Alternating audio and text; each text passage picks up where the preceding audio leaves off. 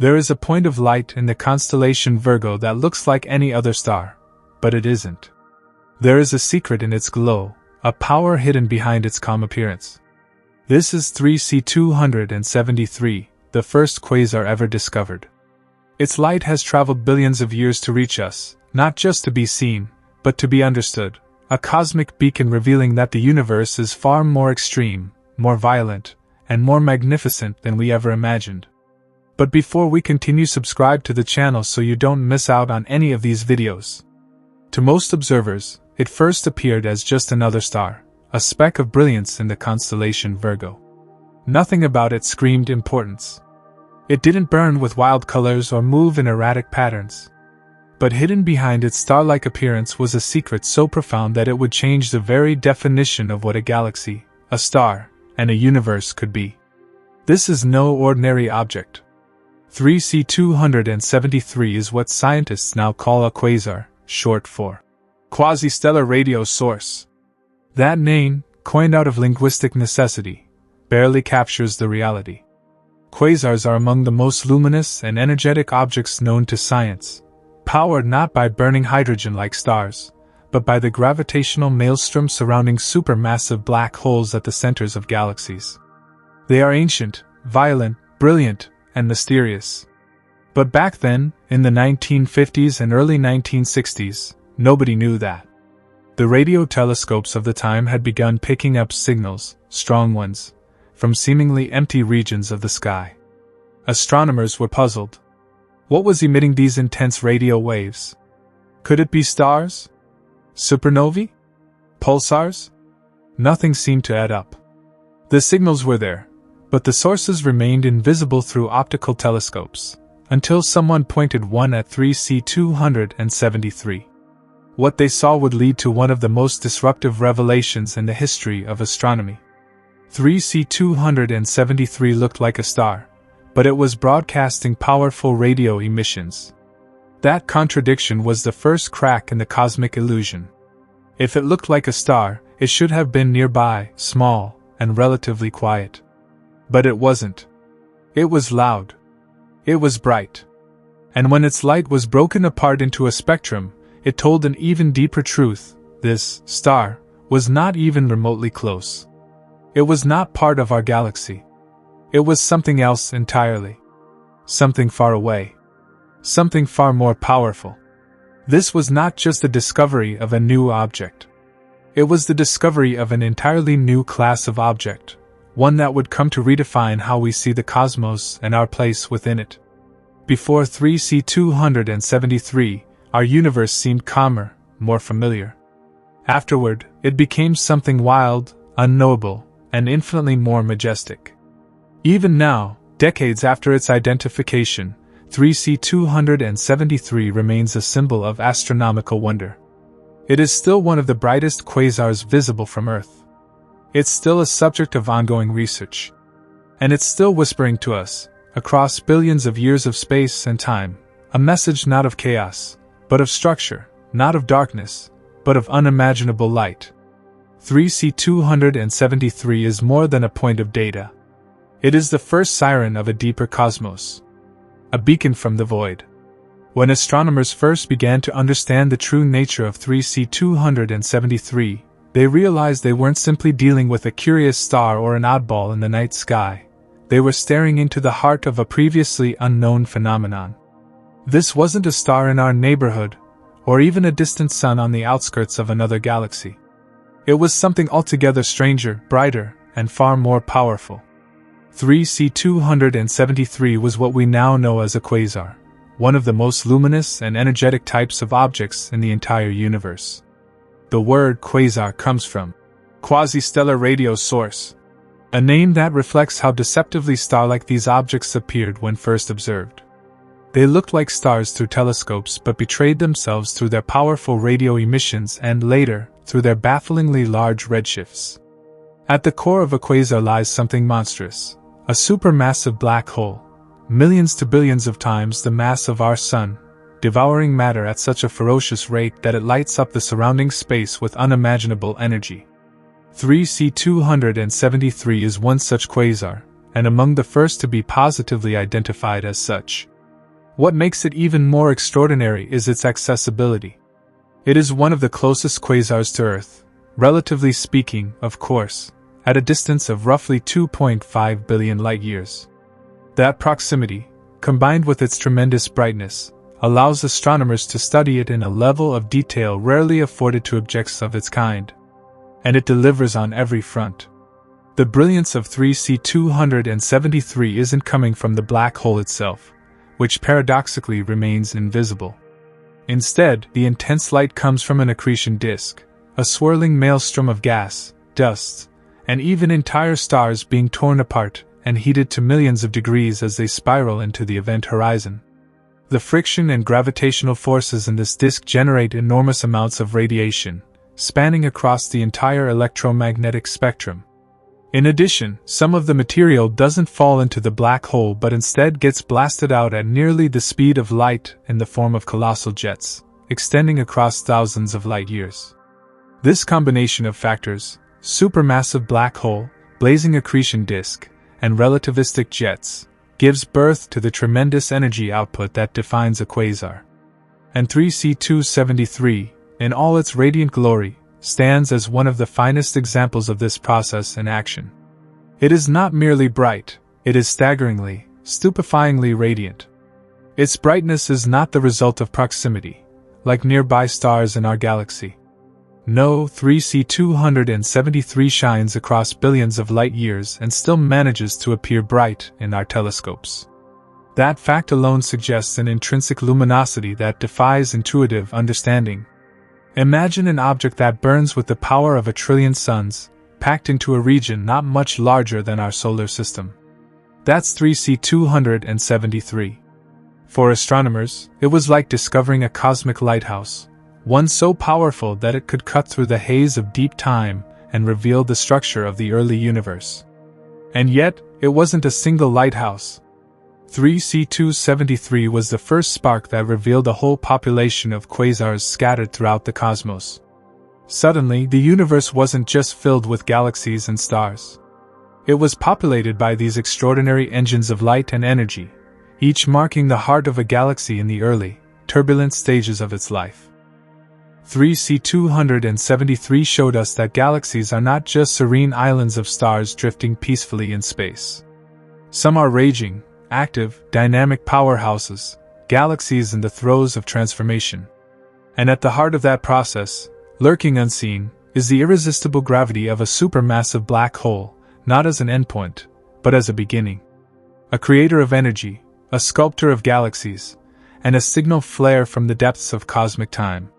The tale of how 3C273 first emerged from obscurity into the forefront of cosmic discovery begins not with a flash of light, but with a whisper, faint radio signals captured by the giant ears of earthbound observatories. In the early 1960s, astronomy was undergoing a quiet revolution. The development of radio telescopes had opened an entirely new window to the universe, revealing sources invisible to the naked eye.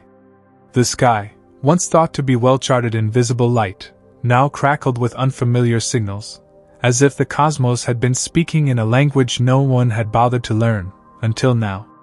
Among these newfound sources was one labeled 3C273, its name signifying its place in the third Cambridge Catalogue of Radio Sources, a catalogue compiled by British astronomers painstakingly mapping the sky in radio frequencies. At first, 3C273 was just a point on a list, a spike on a radio plot. It had no known optical counterpart, no star or galaxy clearly associated with its position.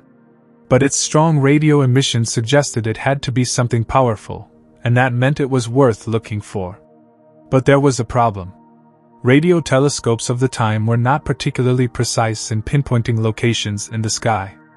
A source like 3C273 might have its coordinates narrowed down to within an arcminute or two, a tiny fraction of the sky, but still enough to contain dozens of potential optical candidates when peered at through a regular telescope.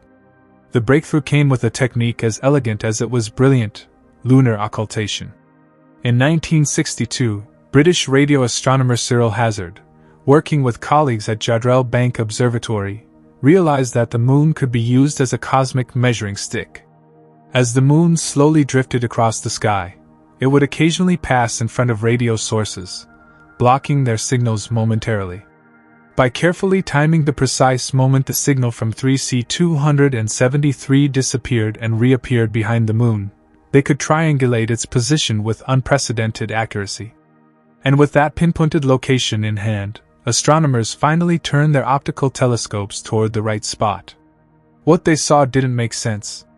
Instead of a diffuse smudge like a galaxy, or the complex structure of a nebula, there was a bright, point-like object. It looked just like an ordinary star, shining steadily, without any obvious features. For a moment, it seemed like the radio signals might be coming from a star after all. But stars weren't supposed to emit such strong radio waves. The contradiction was glaring. How could something that looked like a star be such a powerful radio source?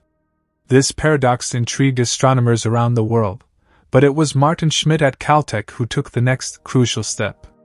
In 1963, he obtained the spectrum of the optical counterpart using the Hale telescope at Palomar Observatory, then one of the most powerful telescopes on Earth.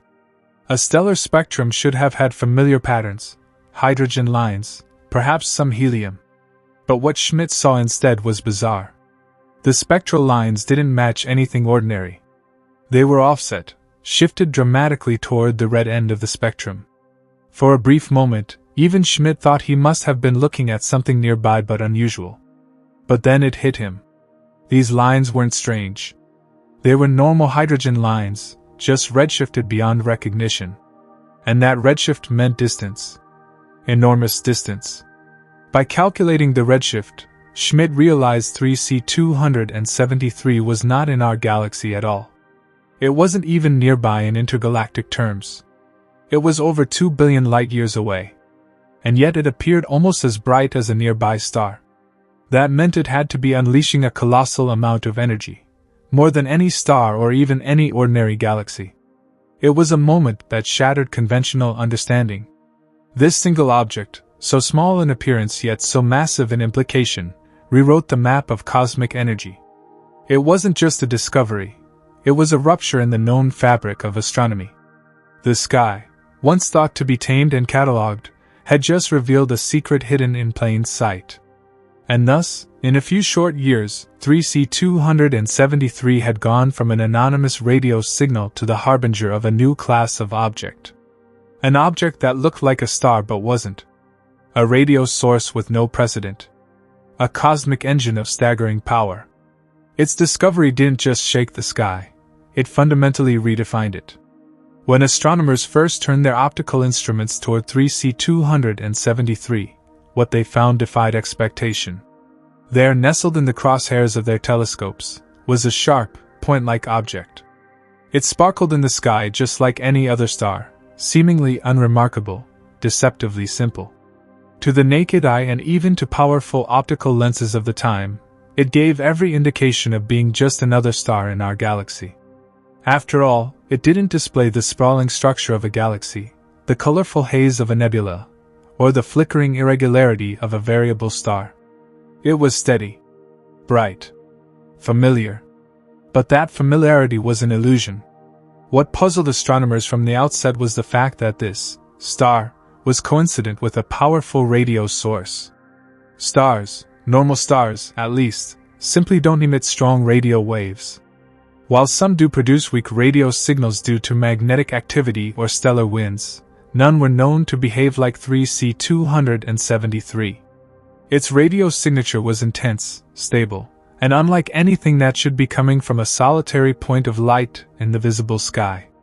And yet, the contradiction persisted. It looked like a star, and yet behaved like something far more powerful. At this point in the early 1960s, the idea of quasi-stellar objects hadn't yet solidified. Most astronomers still worked within the framework of known celestial categories: stars, galaxies, nebulae, and a handful of exotic objects like white dwarfs and neutron stars. The concept that something could appear like a star yet be located billions of light-years away was, quite simply, not part of the mental toolkit of the era. What changed everything was the spectrum. astronomer Martin Schmidt, intrigued by the unusual combination of a stellar appearance and intense radio emission, decided to take a closer look at this object using one of the best tools available at the time, the 200-inch Hale telescope at Palomar Observatory. Schmidt's plan was to analyze the spectrum of the object, essentially, to spread its light out into its constituent wavelengths and examine the pattern of emission and absorption lines. Spectroscopy is like reading the DNA of starlight. Every element absorbs and emits light at specific, predictable wavelengths. Hydrogen, the most abundant element in the universe, has a well-known signature with lines at particular intervals. These lines act like cosmic barcodes. By identifying them in the light of distant objects, astronomers can learn about composition, temperature, motion, and, crucially, distance. When Schmidt looked at the spectrum of 3C273, he saw lines all right, but they were all in the wrong place. None of them matched what would be expected from a nearby star. At first, he assumed he must be looking at something rare or exotic, perhaps even something unknown. But then came the epiphany: what if the lines weren't strange at all? What if they were hydrogen lines, shifted, not misidentified? Schmidt measured the offset and calculated a redshift of about 0.158. In cosmological terms, that meant the object's light had been stretched, redshifted, by the expansion of the universe as it traveled to Earth. This was no local object. No member of the Milky Way. 3C273 lay at a staggering distance of over 2 billion light-years from Earth. The implications were enormous. This meant that this tiny point of light, which looked for all the world like a nearby star, was in fact one of the most distant objects ever observed. And yet, despite being so far away, it still appeared optically bright, brighter than most other galaxies at that distance. This could only mean one thing: it was emitting a truly incredible amount of energy. Something beyond any known class of object at the time. Here was a star that wasn't a star at all. It was the visible manifestation of a much larger, more violent, and more ancient phenomenon. It was the brilliant flare of material spiraling into a supermassive black hole, a process releasing energy on a scale no ordinary stellar process could match. The object's star-like appearance was a deception, born from its great distance and compact size. But its nature was something entirely new. The discovery sparked both excitement and confusion in the astronomical community. If 3C273 could masquerade as a star while being billions of light-years away, how many other stars in the sky were actually something else entirely? How many more quasi-stellar objects were out there, hiding in plain sight? It was like suddenly realizing that one of the stars in a familiar constellation was actually a lighthouse on a distant shore, its beam reaching us from across a dark and turbulent ocean. The realization that 3C273 wasn't a star shattered a kind of observational innocence. Before its true nature was known, the assumption that bright point-like objects were nearby stars held strong. Afterward, that assumption could no longer be made safely. The universe had revealed a trick, a mask, a new kind of object that looked like one thing but was something else entirely. Moreover, it meant that the sky was not merely populated with passive stars and silent galaxies. It was alive with activity. With matter falling into black holes at unimaginable speeds. With light being bent, stretched, and accelerated. With jets of radiation blasting outward at near-light velocity. The cosmos was no longer static and cold. It was dynamic. Violent. Unpredictable. 3C273 became the archetype for a new class of object, one that would come to be called quasars. It led to a radical reinterpretation of cosmic structure and history. If this one object could shine so brightly across billions of years, then what could we learn about the early universe by finding more of them? Could quasars serve as signposts, illuminating the invisible epochs between the Big Bang and the galaxies we see today? The questions multiplied as rapidly as the discoveries. And so, a star that wasn't a star became the key to a new universe. One filled with engines of light, gravity wells of unimaginable depth, and the realization that the cosmos still held secrets in plain view. It wasn't just that 3C273 was far away and bright. It was the fact that it could hide in front of us so effectively that made it so astonishing. It reminded astronomers of a crucial truth: appearances in the universe are often deceiving, and the most extraordinary discoveries come not from exotic new galaxies, but from re-examining what we thought we already knew. Martin Schmidt's breakthrough in 1963 wasn't just a stroke of scientific genius.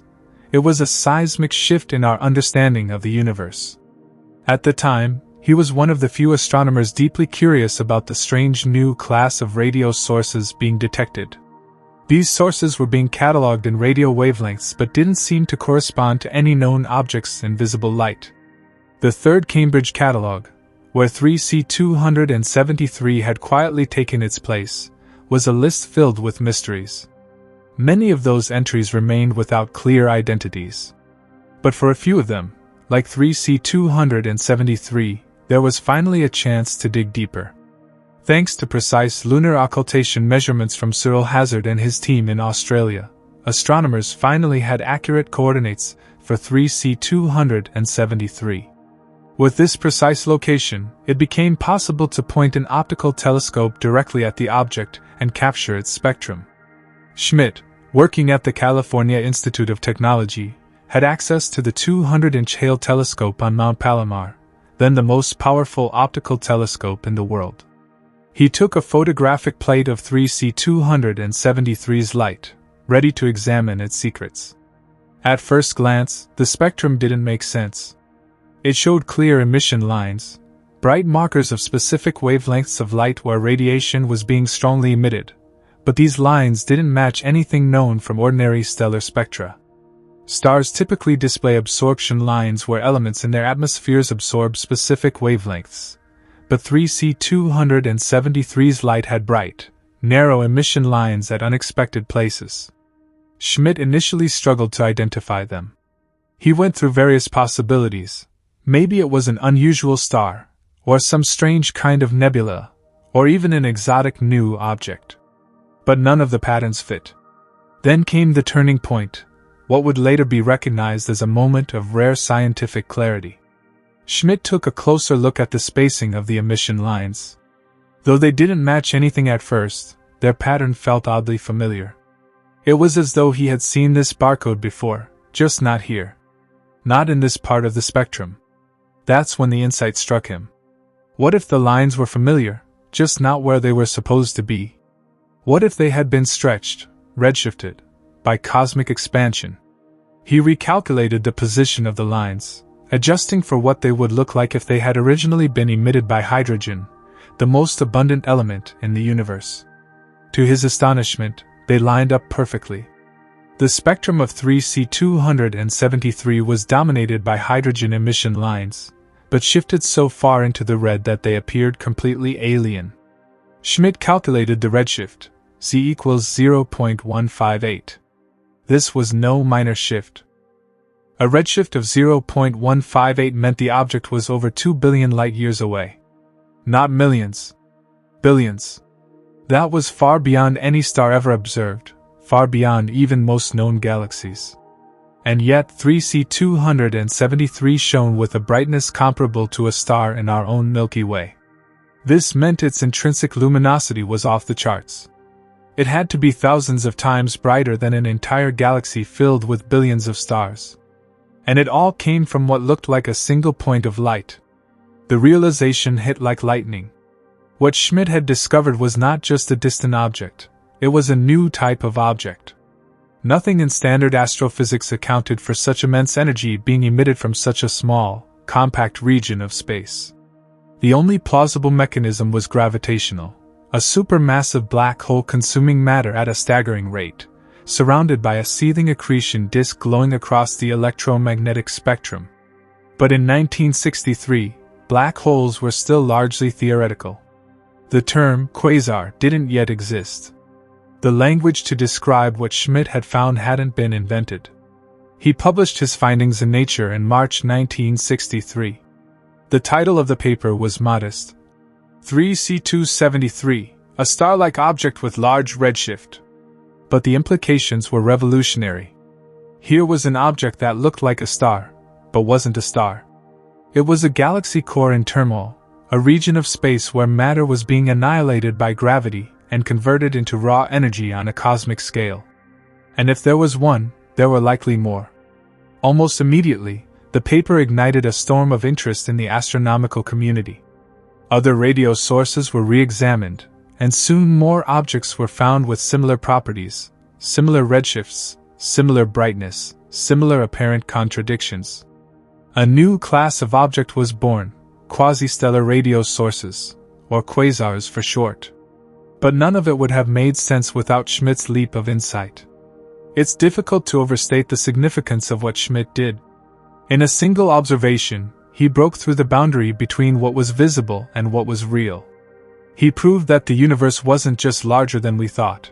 It was more active, more violent, and more brilliant than anyone had imagined. He showed that the night sky could no longer be trusted at face value. Some of the stars, twinkling overhead, were not stars at all, but ancient engines from the dawn of galaxies, still burning with fury across the gulf of time. And it wasn't just a triumph of astronomy. It was a triumph of human intuition, of persistence, of being willing to ask, what if we're looking at this all wrong? After Schmidt's breakthrough, 3C273 became the prototype for the quasar family. It was the standard against which all others would be measured. And its discovery signaled the beginning of a new era in observational cosmology, an era in which light could be used not just to study stars and galaxies, but to look billions of years into the past, into the very processes that shaped the structure of the universe itself. The legacy of that 1963 paper continues to echo today. Every time we discover a new quasar, every time we study the feeding behavior of a supermassive black hole or map the early structure of the cosmos, we are walking in the shadow of Martin Schmidt's insight. He didn't just discover something new. He redefined what discovery itself could mean. Long before 3C273 would become a celestial celebrity, long before it would dazzle the world as a quasar, the brightest known of its kind, it lived in anonymity, tucked away in a catalog filled with cryptic names and mysterious signals. Its story didn't begin in the light of visible telescopes, or in the majesty of cosmic revelation. It began with radio waves, faint whispers from deep space, caught by metal dishes listening to the cosmos in a frequency range human eyes could never see. The name, 3C273, is not poetic. It doesn't evoke wonder or grandeur. It's dry, clinical, almost bureaucratic. And yet, hidden in that sterile label is a profound legacy. The 3C stands for the Third Cambridge Catalogue of Radio Sources, a groundbreaking compilation of radio-emitting objects published in 1959 by a team of astronomers at the University of Cambridge in England. The number 273 simply marks its position in the list. It was the 273rd source identified in that catalogue, just another entry among hundreds of other detections, many of which would remain mysteries for years. To appreciate the importance of this catalogue, we need to understand what radio astronomy was in the mid-20th century. While traditional astronomy had long focused on visible light, stars, planets, nebulae captured through telescopes and film, radio astronomy was still a fledgling science. It was only in the 1930s and 40s that scientists had begun seriously exploring the sky and radio frequencies, and by the 1950s, the technology was finally advanced enough to map large swaths of the sky with respectable resolution. At the forefront of this movement was the Cambridge Radio Astronomy Group, which developed a technique known as the interferometer method. By using two or more radio antennas and measuring the difference in arrival time of radio waves at each, they could triangulate the position of radio sources with far greater accuracy than ever before. The result of their efforts was the creation of successive Cambridge catalogues, the 1C, 2C, and then the 3C catalogue, which became one of the most influential tools in the history of radio astronomy. The third Cambridge catalogue, published in 1959, listed 471 radio sources.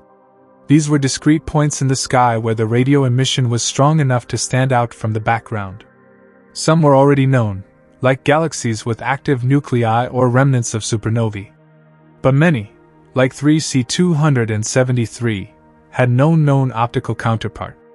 They were radio beacons in the void, calling out to astronomers with no visible face to match their voice. 3C273's inclusion in this catalog was unremarkable at the time. It wasn't the brightest or the most mysterious. In fact, it drew little immediate attention. It was simply logged, measured, and noted for future study. Its radio flux was moderate, and its position, within the constellation Virgo, placed it in a part of the sky rich with galaxies and stars, complicating any search for an optical match. Yet in hindsight, that modest entry would become the key to a cosmic revolution. The third Cambridge catalog gave 3C273 its identity, a name that would become iconic in astronomical literature. But more importantly, it put the object on the radar, both literally and figuratively. It meant that 3C273 was part of a curated group of sources that radio astronomers around the world were increasingly eager to understand. The catalog was a goldmine of the unknown, and in the 1960s, technological advances were finally catching up to the ambition of those who sought to uncover what these radio sources really were. The initial radio observations of 3C273 revealed it to be a compact source, with a relatively flat spectrum across different radio frequencies. This made it an ideal candidate for further study, especially as new instruments improved resolution. When lunar occultation techniques finally allowed its radio position to be pinpointed with high precision, optical astronomers knew exactly where to look. And the rest, as history shows, is legend.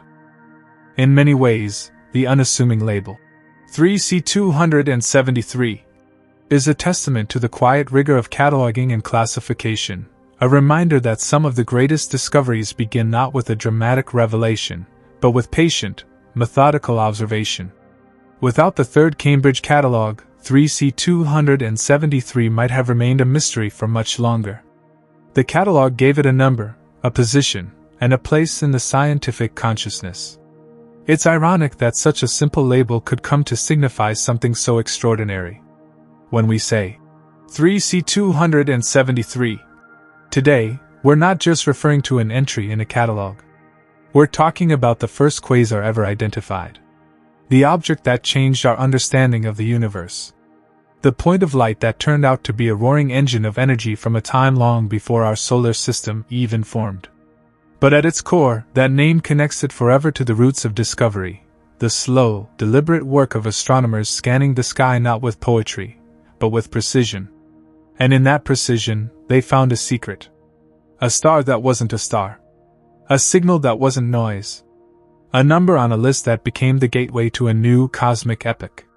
The moment Martin Schmidt realized that the spectral lines of 3C273 were those of hydrogen, shifted dramatically toward the red, wasn't just a personal breakthrough. It was the ignition point for one of the most profound revelations in the history of modern astronomy. Until that moment, Redshift was primarily a tool for measuring the recession velocities of galaxies. Edwin Hubble had, decades earlier, used Redshift to demonstrate that the universe was expanding. But 3C273 forced astronomers to reckon with Redshift in a new, far more extreme context, one that stretched both imagination and theory to their breaking points. Redshift, in essence, is the stretching of light to longer wavelengths as an object moves away from the observer. In the context of cosmic scales, this is a result of the expansion of the universe itself. Light traveling through space has its wavelength stretched by the growing fabric of spacetime, like a ripple riding the swelling surface of a balloon. The more distant the object, the more pronounced the redshift. It's not simply a Doppler shift from movement through space, it's the space itself expanding, carrying galaxies and quasars along with it. When Schmidt calculated the redshift of 3C273 to be z equals 0.158, it was a number that shocked the astronomical community. That value placed the object at over 2 billion light-years away, at a time when very few such remote celestial bodies had ever been identified, let alone studied in detail. For comparison, most stars observed in the night sky are within a few thousand light-years. Even the nearest galaxies are only millions of light-years distant. But here was a compact object, no wider than a pinpoint in a telescope, that lay farther out than almost anything yet known. And the most unsettling part? It was bright. very bright. At that redshift, and given its apparent magnitude of around 12.9 in visible light, 3C273's intrinsic luminosity had to be utterly enormous. This object, which appeared to be no more than a dim speck to the naked eye, if visible at all, was in fact outshining entire galaxies made of hundreds of billions of stars. It was a light from the deep past, roaring across the cosmos from a time when our planet was young, before complex life had even begun to stir in Earth's oceans. This extreme luminosity, combined with the redshift, forced a major reassessment of what was possible in astrophysics. Previously, astronomers thought they understood the kinds of objects that could exist in the universe: stars, clusters, galaxies. But none of those traditional models could explain the energy output required to make 3C273 visible across such a vast distance. It was as if a flashlight had been spotted from the other side of a desert, but when you got closer, you discovered it was the flare of a supernova, sustained for millennia. The redshift also had another, subtler implication. It told astronomers that they weren't just looking across space, they were looking back in time. The light from 3C273 had been traveling for over 2 billion years before it reached Earth. When that light began its journey, our solar system was barely halfway through its current age. The dinosaurs hadn't existed, mammals hadn't evolved, and the continents were still locked in configurations that no longer resembled today's world. Observing 3C273 was not just an act of seeing far, it was an act of seeing back, of peering into an ancient epoch when the universe was younger, hotter, and more chaotic. This realization added a new dimension to cosmology. With the discovery of 3C273's redshift, quasars weren't just bizarre anomalies. They were cosmic lighthouses from the early universe. Each one became a data point on the timeline of galactic evolution. They offered insights into the rate of expansion, the distribution of matter, the growth of supermassive black holes, and the formation of galaxies. In effect, quasars became tools, not just objects of wonder, but instruments for studying the vast mechanisms of the cosmos. And redshift was the key to unlocking all of it. For a time, 3C273 was the most distant object ever observed. It stood at the frontier of the observable universe, a lonely beacon whose very existence forced astronomers to rethink not only how much energy the universe could produce, but how far back we could see. Of course, as technology advanced, more distant quasars would be discovered, some with redshifts greater than 6 or even 7, dating back to when the universe was less than 1 billion years old. But none of those later finds could match the shock value of 3C273. It was the first time the universe revealed that it had hidden titans scattered across its ancient reaches, giant, compact furnaces of matter and gravity masquerading as stars. And it was the redshift that gave them away. It told us how far they were, how fast the universe was stretching, and how ancient their light truly was. The redshift of 3C273 did more than prove its distance. It reshaped the map of the known universe. It challenged existing cosmological models. It sparked the development of new theories to explain active galactic nuclei and accretion-powered luminosity. It helped elevate black holes from mathematical curiosities to essential cosmic engines. And it gave astronomers a new kind of tool, a way to measure, chronologically and spatially, the life story of the cosmos itself. Even now, decades later, redshift remains a pillar of astrophysical inquiry, and 3C273 remains one of the first great victories of its application. Every quasar found since then owes a debt to that one moment when a cryptic pattern of lines in a spectrum was recognized for what it truly was, the unmistakable fingerprint of hydrogen, altered by the expansion of the universe, whispering from billions of years in the past. When the mystery of 3C273 was finally unraveled, it did more than clarify the identity of a single object. It cracked open a new realm of astrophysical reality. Until the early 1960s, the known categories of celestial objects were relatively well defined: stars, galaxies, nebulae, variable stars, supernovae, pulsars, and so on. Every new discovery typically slotted into one of these familiar families. But 3C273 refused to conform. It looked like a star, yet it emitted radio waves like a galaxy. It appeared small and point-like, but it lay billions of light-years away. It burned with the energy of a trillion suns, yet occupied a volume smaller than a solar system. This strange blend of contradictions couldn't be explained with any known classification. And so, astronomy was forced to evolve. As soon as 3C273's nature was understood, especially after Martin Schmidt's Redshift revelation, the object sparked a global re-examination of similar radio sources in the Cambridge catalogue, and others like it. Suddenly, other compact radio-emitting sources that had also been dismissed or overlooked were brought back into the spotlight. One by one, they began to show similar signs, optical counterparts that looked like stars but had bizarre spectra and huge redshifts. They, too, were impossibly bright and unimaginably distant. They, too, were compact sources of radio emission. It was clear that 3C273 wasn't a one-off anomaly. It was the first member of a previously unrecognized cosmic family. The term, quasi-stellar radio source, was coined to describe these objects, a term born more from linguistic desperation than elegance. Quasi-stellar meant they resembled stars in appearance, and radio source referred to their strong emission in radio wavelengths. Over time, this mouthful of a phrase was shortened to the now famous word, quasar.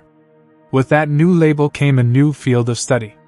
The realization that quasars were not stars, but the hyperluminous centers of very distant galaxies, powered by supermassive black holes, completely upended existing models of galactic behavior and energy production. Until then, the idea that anything could emit more energy than an entire galaxy while occupying a region of space no larger than a star system seemed preposterous. But quasars made that not only possible, it became commonplace. The key to this paradox was gravitational energy. For decades, nuclear fusion had been understood as the main driver of luminosity in stars. But quasars revealed another mechanism, accretion. As matter spirals into the gravitational grip of a black hole, it forms a rotating disk and heats up through friction and compression. This accretion disk can radiate tremendous amounts of energy across the electromagnetic spectrum, radio waves, visible light, ultraviolet, X-rays, even gamma rays. The conversion of mass into energy in these disks is far more efficient than nuclear fusion. A single solar mass of matter falling into a black hole can release energy equivalent to millions of hydrogen bombs. It became clear that quasars were tapping into the most extreme and efficient energy source known to physics.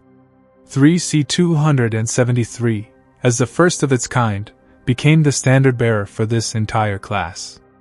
Observations of its variability over time, its broad emission lines, its compact core and jet structure, all became templates against which other quasars were measured.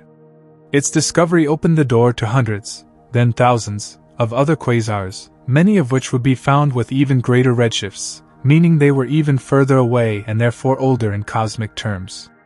Each one was a time capsule from the young universe, helping scientists reconstruct the chaotic early stages of galactic formation.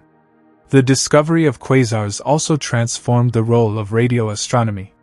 Previously, the skies had been dominated by the visible universe, what we could see through traditional optical telescopes. But quasars proved that some of the most important and energetic phenomena in the cosmos were invisible to the human eye and only revealed themselves in radio, X-ray, and gamma-ray bands.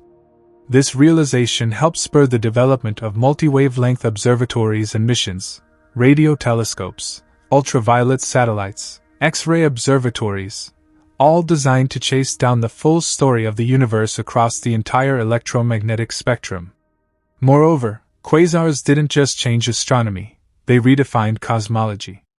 Because of their extreme brightness, quasars could be seen at incredible distances, effectively turning them into cosmic beacons that could be used to trace the expansion of the universe, study the intergalactic medium, and map the distribution of matter across space and time. Some quasars, like 3C273, even cast light through intervening clouds of gas and dust, allowing astronomers to analyze that light for absorption patterns and glean information about the large-scale structure of the universe between us and the quasar itself. In that sense, quasars became more than objects. They became tools, probes to study dark matter, galactic halos, early chemical enrichment, and even the reionization epoch that followed the cosmic dark ages.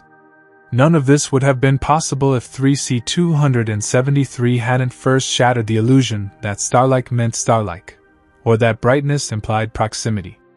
By the late 1960s and into the 1970s, quasars had become central to astrophysical research. They challenged existing paradigms and forced theorists to build new models that eventually incorporated supermassive black holes, galactic feedback processes, and even relativistic effects from near-light-speed jets. And still, 3C273 remained the best-studied, most accessible example. Unlike other quasars, which were often fainter or more distant, 3C273 was bright enough and close enough to be observed in exquisite detail across multiple wavelengths. It was the Rosetta Stone of quasars, a luminous key that helped decode an entire branch of cosmic evolution. In the decades that followed, we would discover that quasars were not merely freakish outliers. They were a phase, a stage in the life cycle of galaxies. Supermassive black holes existed in the centers of nearly all large galaxies, including our own Milky Way. In their youth, when fed with enough gas and dust, these black holes could flare to life as quasars. This meant that the same phenomena lighting up the early universe in brilliant radio and optical waves might once have occurred in our galaxy, too, before it settled into its current, quieter state. In hindsight, the discovery of 3C273 didn't just give us a new type of object. It rewrote our understanding of galaxy formation, black hole growth, and cosmic history. It told us that the serene galaxies we see today may once have burned with ferocious brightness at their cores, like 3C273 does now. It reminded us that the universe, at its most distant and most ancient, is also at its most extreme. All of this, the new category of quasars, the realization of active galactic nuclei, the acknowledgement of supermassive black holes as central architects of cosmic structure, started with a single object. A strange, star-like point of light in the constellation Virgo, that refused to be what it seemed. What truly powers a quasar, what makes an object like 3C273 shine with more brilliance than hundreds of galaxies combined, is not a single, solitary mechanism, but rather a symphony of extreme physics, all centered around one of the most mind-bending structures in the known universe, a supermassive black hole. These are not the stellar mass black holes formed from collapsing stars. They are gravitational monsters, millions to billions of times the mass of our Sun, and they lie at the heart of most large galaxies. When these sleeping giants awaken, when matter begins to spiral into their gravitational grip, they transform into the engines behind quasars, igniting a cosmic furnace that outshines the combined light of everything around it. At the heart of a quasar like 3C273 is such a supermassive black hole, whose mass is estimated to be around 800 million solar masses. This is not a static, invisible void. It's a dynamic gravitational engine surrounded by an accretion disk, a rotating, spiraling structure made up of gas, dust, and debris pulled inward from the host galaxy. This material doesn't fall straight into the black hole. Instead, it forms a flattened disk due to conservation of angular momentum. As particles collide and interact within the disk, friction and other forces cause it to heat to incredible temperatures, often reaching tens of thousands to millions of degrees Kelvin. This superheated material glows across the electromagnetic spectrum. In fact, it's the accretion disk, not the black hole itself, that emits most of the visible, ultraviolet, and even X-ray light observed from a quasar. The closer the matter is to the event horizon, the faster it orbits, and the hotter it becomes. In some cases, a single quasar can outshine its entire host galaxy by a factor of 1,000 or more. That's exactly what we see in 3C273. Its apparent brightness, even across billions of light-years, is a direct result of this frenzied accretion process. But the story doesn't end there. As this material spirals inward, it doesn't all quietly vanish into the black hole. In fact, some of it is launched outward in spectacular fashion through the poles of the black hole, forming relativistic jets, narrow beams of plasma ejected at speeds approaching that of light. These jets are one of the most iconic and extreme features of quasars. They are formed by complex interactions between the magnetic fields in the accretion disk and the rotational energy of the black hole itself. To understand how this happens, we turn to the mechanics of magnetohydrodynamics, the study of electrically conducting fluids like plasma under the influence of magnetic fields. The intense rotation of the accretion disk, combined with the black hole's spin, generates powerful magnetic fields.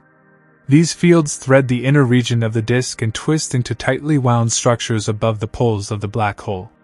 Under the right conditions, they can channel and accelerate charged particles away from the black hole, launching them outward at nearly light speed in narrow, collimated beams that can stretch for hundreds of thousands, or even millions, of light years.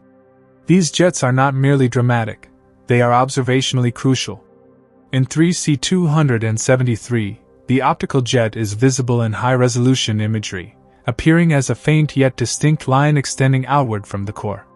When such jets are pointed close to our line of sight, the object is sometimes classified as a blazar, a subclass of active galactic nuclei, AGN, that includes quasars.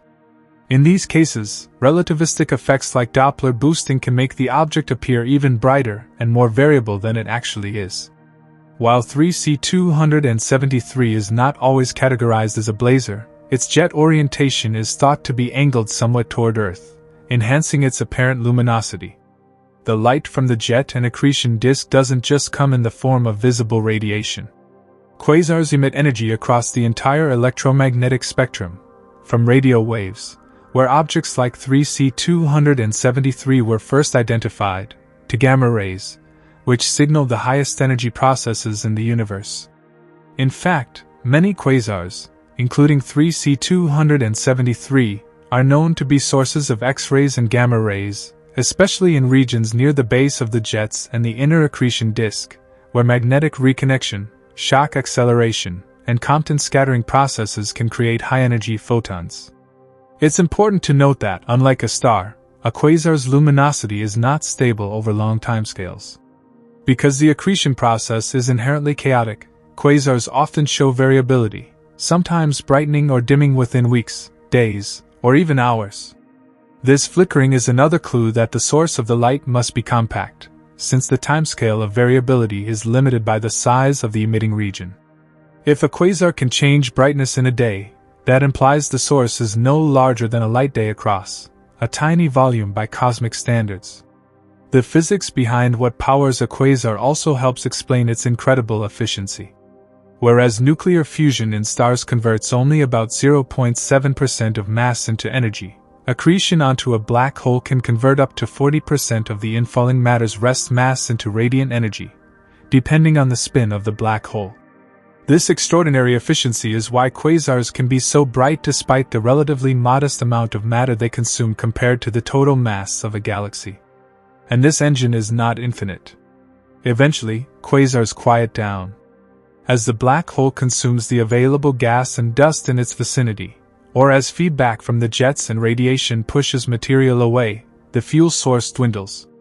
The once roaring quasar fades into dormancy, leaving behind a quiet supermassive black hole like the one at the center of our own Milky Way, a gentle giant now, but perhaps once a brilliant quasar in its own right. In this way, quasars like 3C273 are snapshots of galaxies in their most active, volatile youth. They reveal the powerful feedback mechanisms that regulate galactic growth, the intimate connection between a galaxy's nucleus and its larger structure, and the cosmic fireworks that take place when gravity and matter collide in their most extreme form.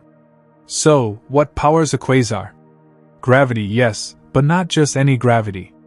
The voracious gravity of a supermassive black hole, transformed by rotation, magnetic fields, and infalling matter into a beacon of unimaginable energy. It is this ballet of fundamental forces that gives us 3C273, not just a point of light in Virgo, but a titanic furnace on a cosmic stage, blazing with the fury of creation itself. To understand the true brilliance of 3C273, we must leave behind ordinary scales and common references. In the realm of quasars, luminosity is not just high, it's astronomically high. When astronomers say that 3C273 is brighter than a trillion suns, they are not exaggerating for dramatic effect. They are simply trying, within the bounds of human language, to convey the raw, staggering energy erupting from this object's active galactic nucleus, or AGN. This is not the brightness of a nearby star seen through a telescope. This is the combined light and radiation of a system that puts entire galaxies to shame, concentrated into a region no larger than our solar system. Let's start with the math. The bolometric luminosity of 3C273, the total energy output across all wavelengths of light, is estimated to be around 10 ergs per second. For comparison, our Sun emits about 3.8 x 10 superscript 3 ergs per second. That means 3C273 is putting out roughly 100 trillion times the energy of the Sun. Not 1 trillion. 100 trillion. In terms of absolute magnitude, this is equivalent to or even greater than the total luminosity of a large spiral galaxy like the Milky Way, which contains roughly 100 to 400 billion stars. But 3C273's light isn't coming from billions of stars. It's coming from a single, central engine, a supermassive black hole and its surrounding accretion disk.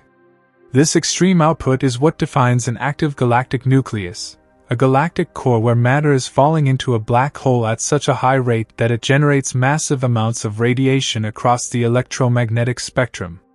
And when that process reaches peak intensity, as it does in 3C273, the AGN enters the quasar phase, becoming one of the most luminous types of objects in the known universe. Now, to understand how such luminosity is even possible, we must dive deeper into the mechanics of accretion. As gas and dust are drawn toward the black hole, they compress, heat up, and glow, like metal being forged in a furnace. But this isn't a slow, gentle burn.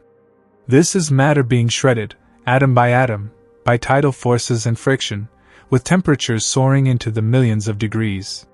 These intense conditions cause the emission of radiation not just in visible light, but also in ultraviolet, X-rays, and even gamma rays. In fact, a large portion of 3C273's energy is emitted outside the range of human vision. What makes this even more astonishing is the size of the emitting region. Unlike galaxies, which span hundreds of thousands of light years, the active nucleus of 3C273 occupies a region only a few light days across. Imagine condensing the energy of an entire galaxy into a space smaller than the orbit of Neptune. The result is a radiation field so dense, so energetic, that it can accelerate particles to near-light speeds and illuminate space across billions of light years. This compact luminosity is why 3C273 remains visible despite its immense distance. At roughly 2.5 billion light-years away, its light began its journey long before multicellular life emerged on Earth. And yet, it remains bright enough to be detected not only in radio and X-ray bands, but in visible light as well. With a visual magnitude of around 12.9, it is within range of amateur telescopes, one of the few quasars that can be observed optically by non-professionals. That level of visibility is rare. Most quasars are so far and so faint that they are inaccessible without large observatories. But 3C273 breaks the mold, glowing persistently from the depths of spacetime. The sheer intensity of its light means that photons from 3C273 are arriving on Earth at a steady, measurable rate, even after traveling for 2.5 billion years. And because quasars emit in all directions, the total power being emitted into space is colossal. Much of this radiation ionizes gas in the surrounding regions of the galaxy, creating broad emission lines in the spectrum. These lines are produced when electrons are knocked to higher energy levels by incoming photons, and then cascade back down, emitting light at characteristic wavelengths. The extreme width of these lines in quasars like 3C273 reflects the high velocity of gas moving in the intense gravitational well of the black hole, often tens of thousands of kilometers per second. This brilliant radiation also affects the environment around the quasar. The central engine can launch powerful winds, expel gas from the galaxy, and suppress or stimulate star formation in the host galaxy. This is part of what's known as AGN feedback, and it's believed to play a crucial role in the evolution of galaxies. In short, the light from 3C273 isn't just a byproduct of its activity, it's an agent of cosmic transformation. To put it in perspective, imagine standing near a source as luminous as 3C273. The energy density would be lethal across vast distances. Even from billions of light-years away, its radiation is measurable. If a quasar like 3C273 were located within the Milky Way, say, where our own galactic center lies, it would completely outshine every star in the sky. The night would never be dark again. It would bathe our planet in blinding radiation and likely render Earth uninhabitable. But thankfully, 3C273 is distant. Its light is ancient, and its brilliance is best appreciated from afar, as a reminder of just how extreme the universe can be when gravity, matter, and time collide. It is a cosmic paradox, a point-like source with the energy of a galaxy, a miniature furnace rivaling the output of 1 trillion suns, a supermassive engine blazing through space and time with no concern for scale.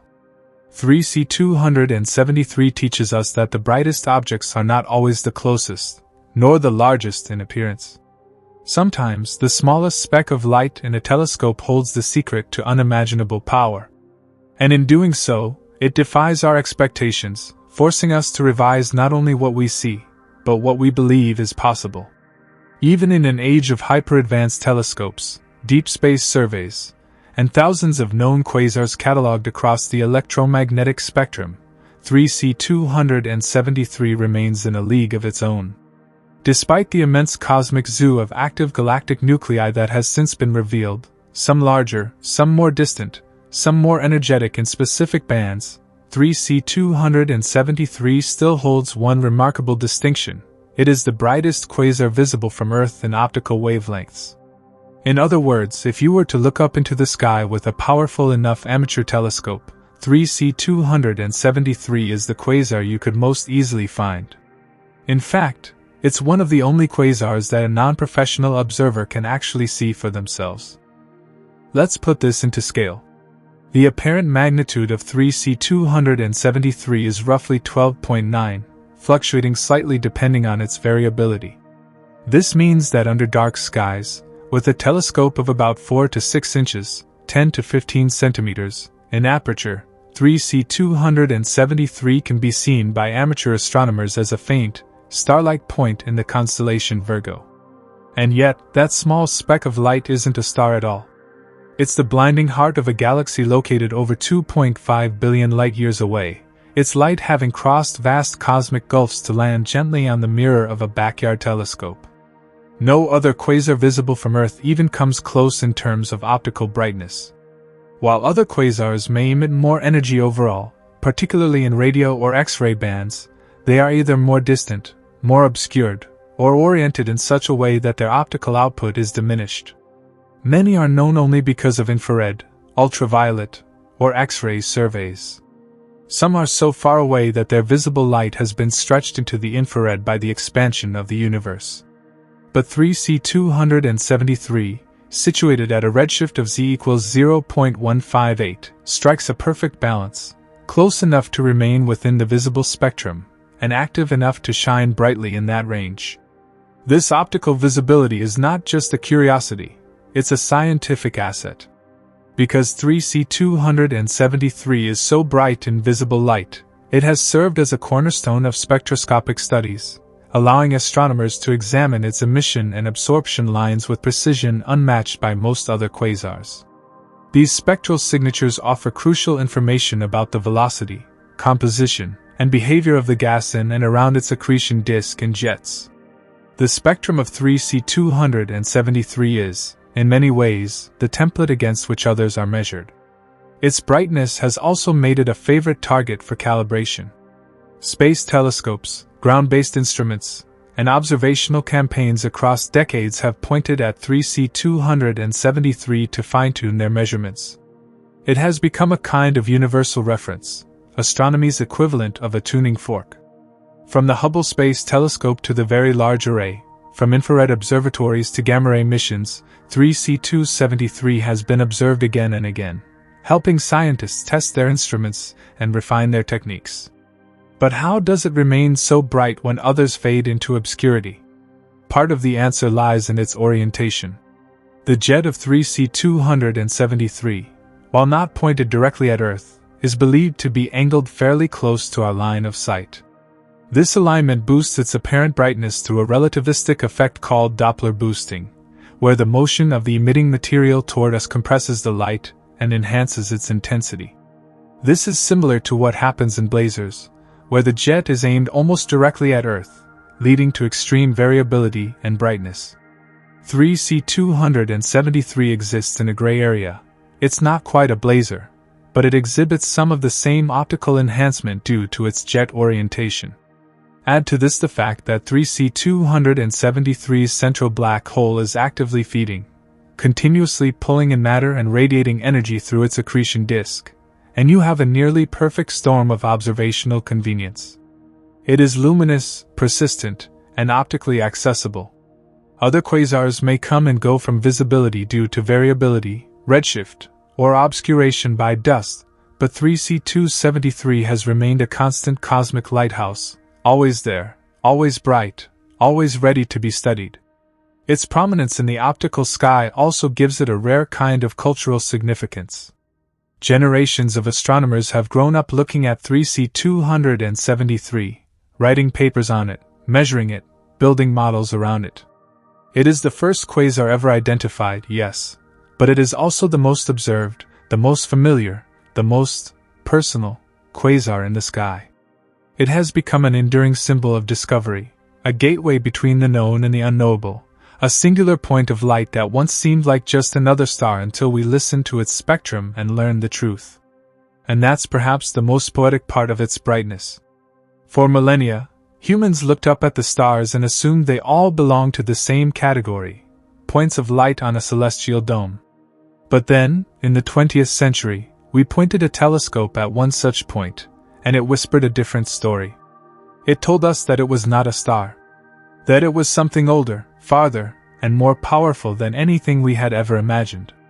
That it had been burning from the dawn of galaxies, reaching across time and space, waiting for us to look more closely. 3C273 remains the brightest quasar in the sky not just in terms of light, but in terms of impact.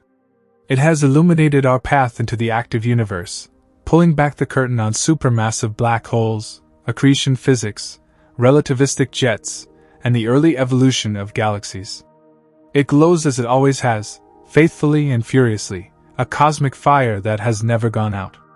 And every time we gaze upon it, through a telescope lens or an astronomical image, we are reminded that the universe still holds wonders beyond the stars, hiding in plain sight, shining with the brilliance of a trillion suns. The structure of 3C273 is anything but simple. To the casual observer peering through a telescope, it may appear as a single point of light, bright, compact, and deceptively star-like. But beneath that small glare lies a complex, multi-component system operating on a grand cosmic scale. Unlike ordinary stars or even typical galaxies, the architecture of 3C273 is shaped by a violent and powerful central engine, whose dynamics sculpt everything around it, from a blinding core to vast relativistic jets, and the faint, elusive glow of a galaxy that hosts it all. At the heart of 3C273 lies the core, the central region that harbors the supermassive black hole, estimated at roughly 800 million solar masses. This core is where all the power originates. It's not visible in the traditional sense because the black hole itself emits no light, but we can trace its influence through the radiation pouring from the accretion disk that encircles it. This disk is a swirling maelstrom of superheated gas and dust spiraling inward, converting gravitational energy into electromagnetic radiation across the spectrum. The core radiates most intensely in the ultraviolet and X-ray bands, though its power extends into the visible spectrum and even out to gamma rays. It's compact, incredibly dense, and constantly turbulent. Variability in the core's brightness occurs over timescales of days to weeks, implying that the emitting region is only a few light days across, smaller than our solar system. And yet, it's from this small volume that the majority of 3C273's energy is unleashed. Emerging from the core is one of the most iconic features of 3C273, the jet. This is a narrow, collimated stream of charged particles, plasma, and radiation, launched at relativistic speeds, that is, very near the speed of light. In most active galaxies, jets are only visible in radio or X-ray wavelengths, but 3C273's jet is so luminous that it can actually be seen in optical light, making it one of the few such examples in the sky. The jet stretches out for over 200,000 light-years, making it longer than the diameter of the Milky Way galaxy. When observed with high-resolution instruments such as the Hubble Space Telescope or the Chandra X-ray Observatory, the jet reveals a knotted structure, regions of intensified brightness, likely corresponding to shock waves or magnetic reconnection zones where particles are being accelerated. These knots are thought to be caused by variations in the flow speed or density of the material inside the jet, and they give astronomers valuable clues about the conditions near the black hole. One of the jet's more remarkable features is its superluminal motion, an optical illusion caused by the jet's near-light speed motion in a direction closely aligned with our line of sight.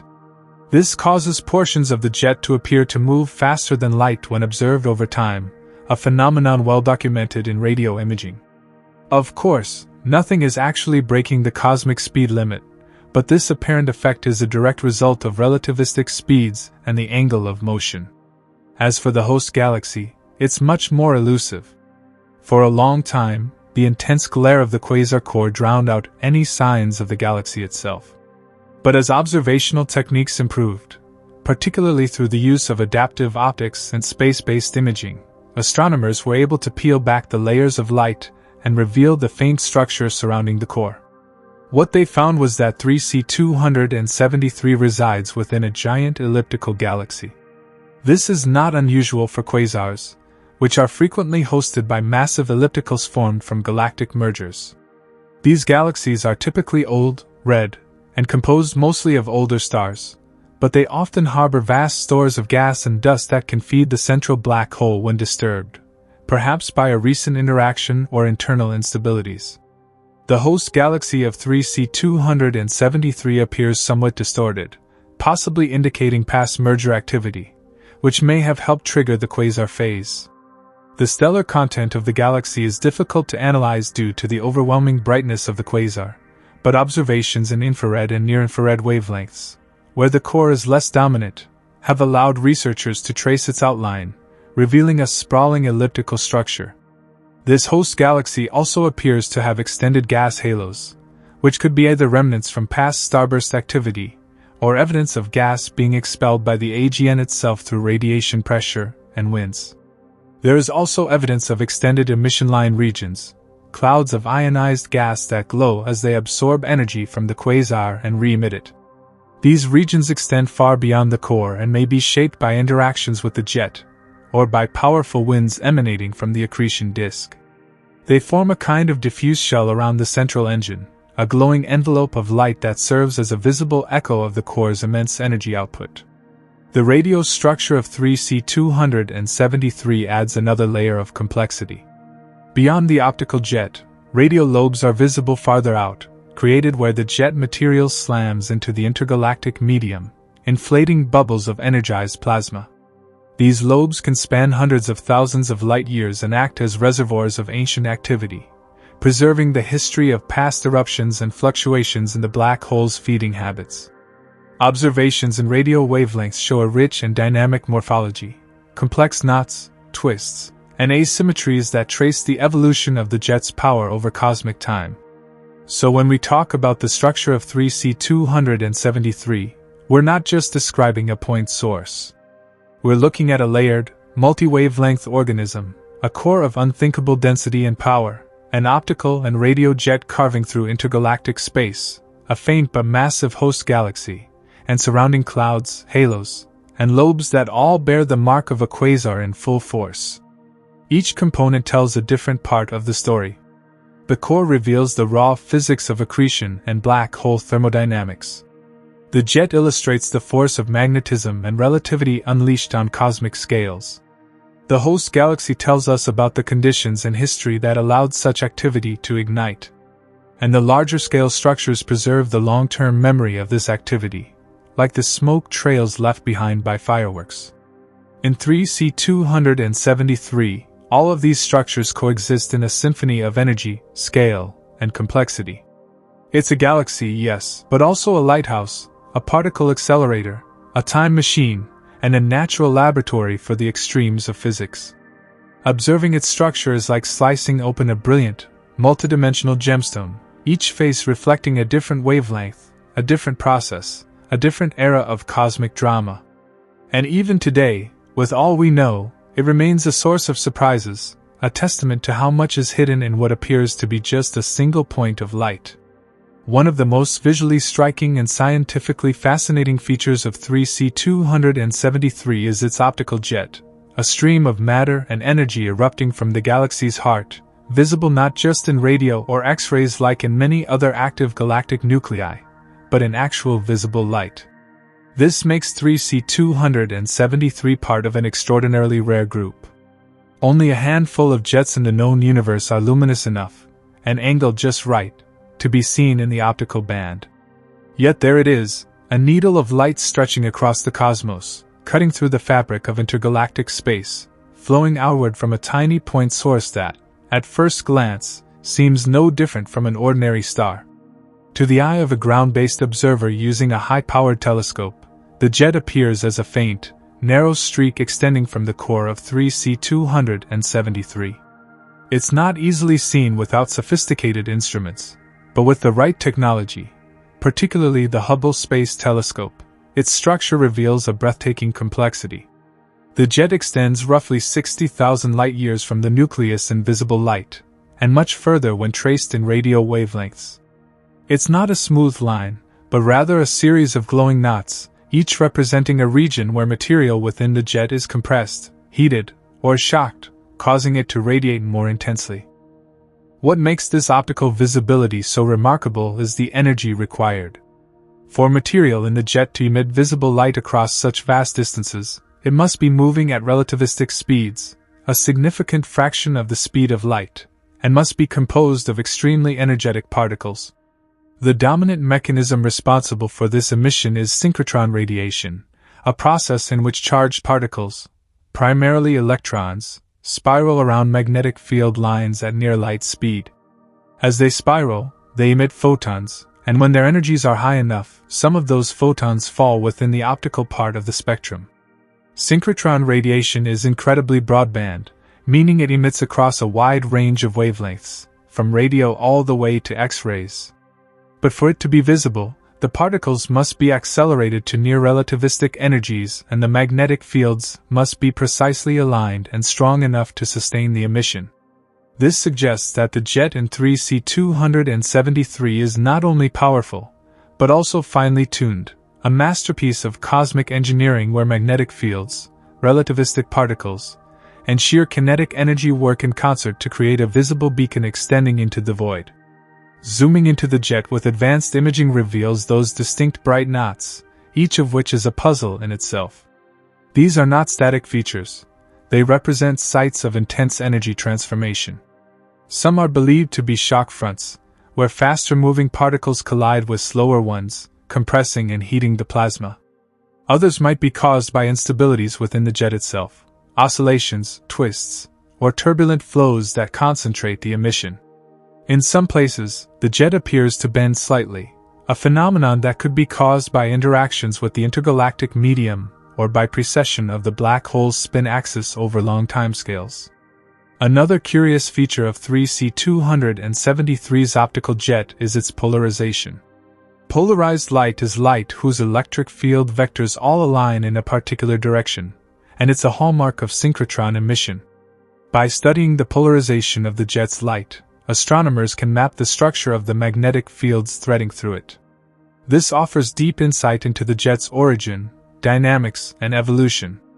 In 3C273, the polarization measurements show that the magnetic fields are aligned along the jet's length, suggesting a strong, coherent structure that maintains its form even across tens of thousands of light-years.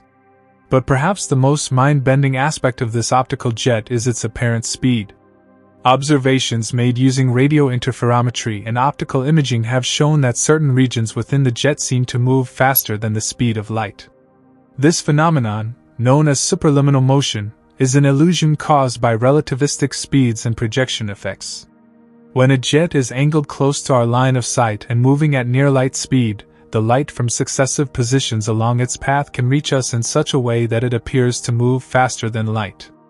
It doesn't actually break any physical laws, but it underscores just how extreme the dynamics of 3C273's jet really are. The optical jet is also key to understanding the interaction between the quasar and its environment. As the jet punches through intergalactic space, it transfers energy, momentum, and magnetic fields to the medium around it. This process shapes the large-scale structure of the host galaxy, and can even affect the formation of stars in its vicinity. Over cosmic timescales, the energy deposited by the jet may help regulate the growth of the galaxy by heating surrounding gas, preventing it from collapsing into new stars, a mechanism known as AGN feedback. There is also a philosophical weight to observing such a jet.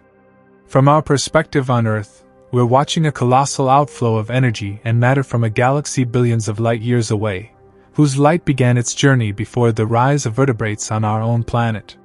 The structure is dynamic. It has changed and evolved since that light began traveling toward us.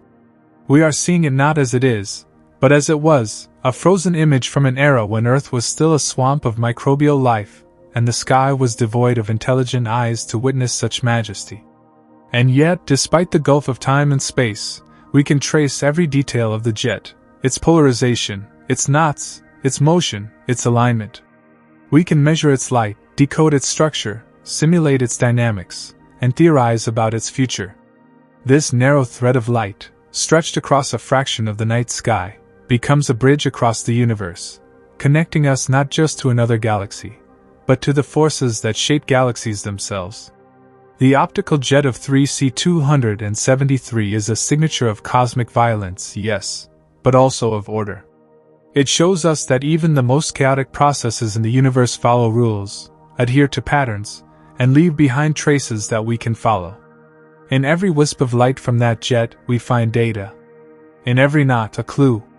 In every polarized photon, a whisper of magnetic lines sculpted by gravity and energy on scales our minds can barely grasp. And perhaps most poetically, this jet, this impossibly distant river of plasma, is visible to us here, now. It was not hidden away in some obscure frequency or buried behind a veil of cosmic dust. It presented itself in optical light, the same light our eyes evolved to see. As if, across the eons, the universe held out a thread of understanding in the only language we were born to recognize, light. To truly understand the raw, mesmerizing power behind quasars like 3C273, you must come to grips with one of the most spectacular and extreme phenomena in all of astrophysics, relativistic jets. These aren't just outflows of gas. They're cosmic lances of plasma hurled across intergalactic space at speeds so close to the speed of light that time itself slows down for the particles inside them. And when these jets are aligned just right, angled toward Earth, the universe plays a trick with light and physics, and what results is one of the brightest beacons in the sky, seemingly far more intense than it truly is. But how are these jets even formed? That question lies at the heart of some of the deepest mysteries of astrophysics, yet over the decades, researchers have pieced together a compelling picture. At the center of 3C273 lies a supermassive black hole, surrounded by an accretion disk, a swirling plain of superheated gas and plasma being devoured by gravity. As material spirals inward toward the event horizon, it doesn't just fall in silently. It spins, it grinds, it heats to millions of degrees, and it glows with terrifying energy. The matter loses angular momentum through friction and magnetic turbulence, slowly spiraling inward. But not all of that material makes it into the black hole. As this disk churns and rotates, it generates powerful magnetic fields.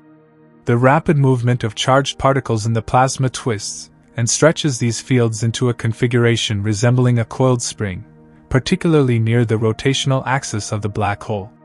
The inner regions of the accretion disk are dense and chaotic, but above and below the poles, the magnetic pressure and geometry align in just the right way to form a kind of funnel. And it's in this funnel, these magnetic channels aligned with the spin axis of the black hole, that relativistic jets are born. Here's how it works. As plasma from the accretion disk tries to fall into the black hole, some of it becomes trapped in these twisted magnetic field lines. The field lines act like a sling or an electromagnetic railgun, accelerating the particles away from the black hole and into space. The process is so efficient, and the magnetic force is so intense, that the particles are hurled outward at velocities reaching 99.9% the speed of light. This forms a jet, a narrow, powerful beam of plasma, electromagnetic radiation, and magnetic fields. One of the most fascinating aspects is that two jets are typically produced, one shooting outward in one direction, and the other in the exact opposite direction. These are often referred to as bipolar jets. However, due to relativistic effects, we usually only see one of them clearly, especially if it's pointed even slightly in our direction. That brings us to the illusion of brightness. A relativistic jet, like the one in 3C273, appears much brighter than it really is when it's aimed roughly toward Earth. This is due to a phenomenon known as Doppler boosting or relativistic beaming. In everyday life, we're familiar with the Doppler effect through sound. A passing ambulance changes pitch as it approaches and then recedes because its sound waves are compressed or stretched due to its motion relative to the listener. Light behaves the same way. When a source of light moves toward us at a significant fraction of the speed of light, its waves are compressed. The light becomes more energetic, and the brightness increases dramatically. But with relativistic jets, there's more.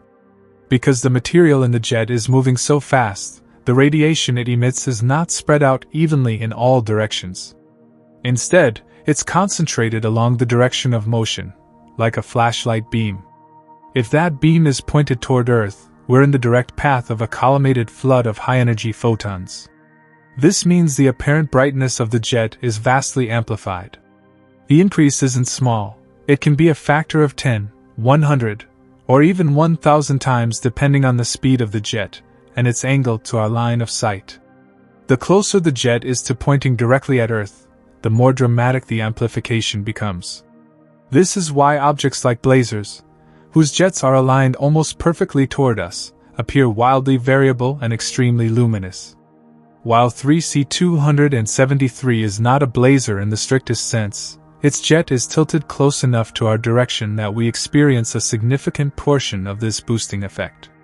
But Doppler boosting doesn't just make the jet brighter, it also alters the timing of what we observe. Because of time dilation, the variability in the jet's emission is compressed from our point of view. Bursts of energy, shockwaves, or turbulence that might take days to unfold in the rest frame of the jet appear to happen faster to us. This leads to the flickering, pulsing light curves often associated with quasars and AGN. Then there's the curious case of superluminal motion, which further deepens the illusion. When we observe changes in the position of a jet's knots over time, some appear to move faster than the speed of light. This doesn't violate Einstein's theory. No actual object exceeds the speed limit, but the combination of extreme velocity and angle can create the appearance of faster-than-light motion when projected onto the sky. It's like watching the beam of a lighthouse sweep across the horizon. The beam itself seems to move faster than any boat could sail, but it's just an optical illusion caused by angular motion. Relativistic jets also maintain their shape over astonishing distances. In 3C273's case, the optical jet extends tens of thousands of light-years, but in radio images, it stretches even further, forming immense radio lobes where the jet slams into the intergalactic medium and slows down, dumping its energy into the surrounding space. This coherence over such scales suggests that the jet is extremely well collimated, held together tightly by the very magnetic fields that launched it. Inside the jet, the particles are accelerated by shocks, magnetic reconnection, and turbulent flows. These mechanisms generate synchrotron radiation, which is strongly polarized and follows a characteristic spectrum that declines from radio through optical to X-rays. At high enough energies, the particles can also scatter photons to even higher frequencies through inverse Compton scattering, where low-energy photons, like those from the cosmic microwave background, are boosted to X-ray or gamma-ray energies by collisions with relativistic electrons. So when you observe the jet of 3C273, not just as a faint streak of light through a telescope, but as a physical phenomenon, it's like watching a cosmic jet engine driven by the raw mechanics of the universe: gravity, magnetism, and the speed of light. It's an elegant expression of chaos, a structure born from collapse and spinning, yet sustained by precision and force. These jets don't last forever. Over time, as the black hole consumes its surroundings, the accretion rate drops, and the jet's power diminishes. Eventually, the flow of matter becomes too weak to sustain the magnetic funnel, and the jet dissipates, leaving behind fossil radio lobes and ghostly shells of ionized gas. But for as long as they last, relativistic jets are among the most efficient, violent, and visually spectacular processes the universe has to offer. 3C273, with its gleaming jet visible even in optical wavelengths, gives us a rare front-row seat to this cosmic machinery. It reminds us that the universe doesn't just glow, it launches, it accelerates, and it sculpts the very space between galaxies with beams of light and matter that travel nearly as fast as causality allows. And when those beams happen to be aimed in our direction, we become the fortunate recipients of their brilliance, not just in light, but in knowledge. If 3C273 teaches us anything about the nature of quasars, it is that they are not steady beacons shining with constant light across the universe. They flicker. They pulse. They change.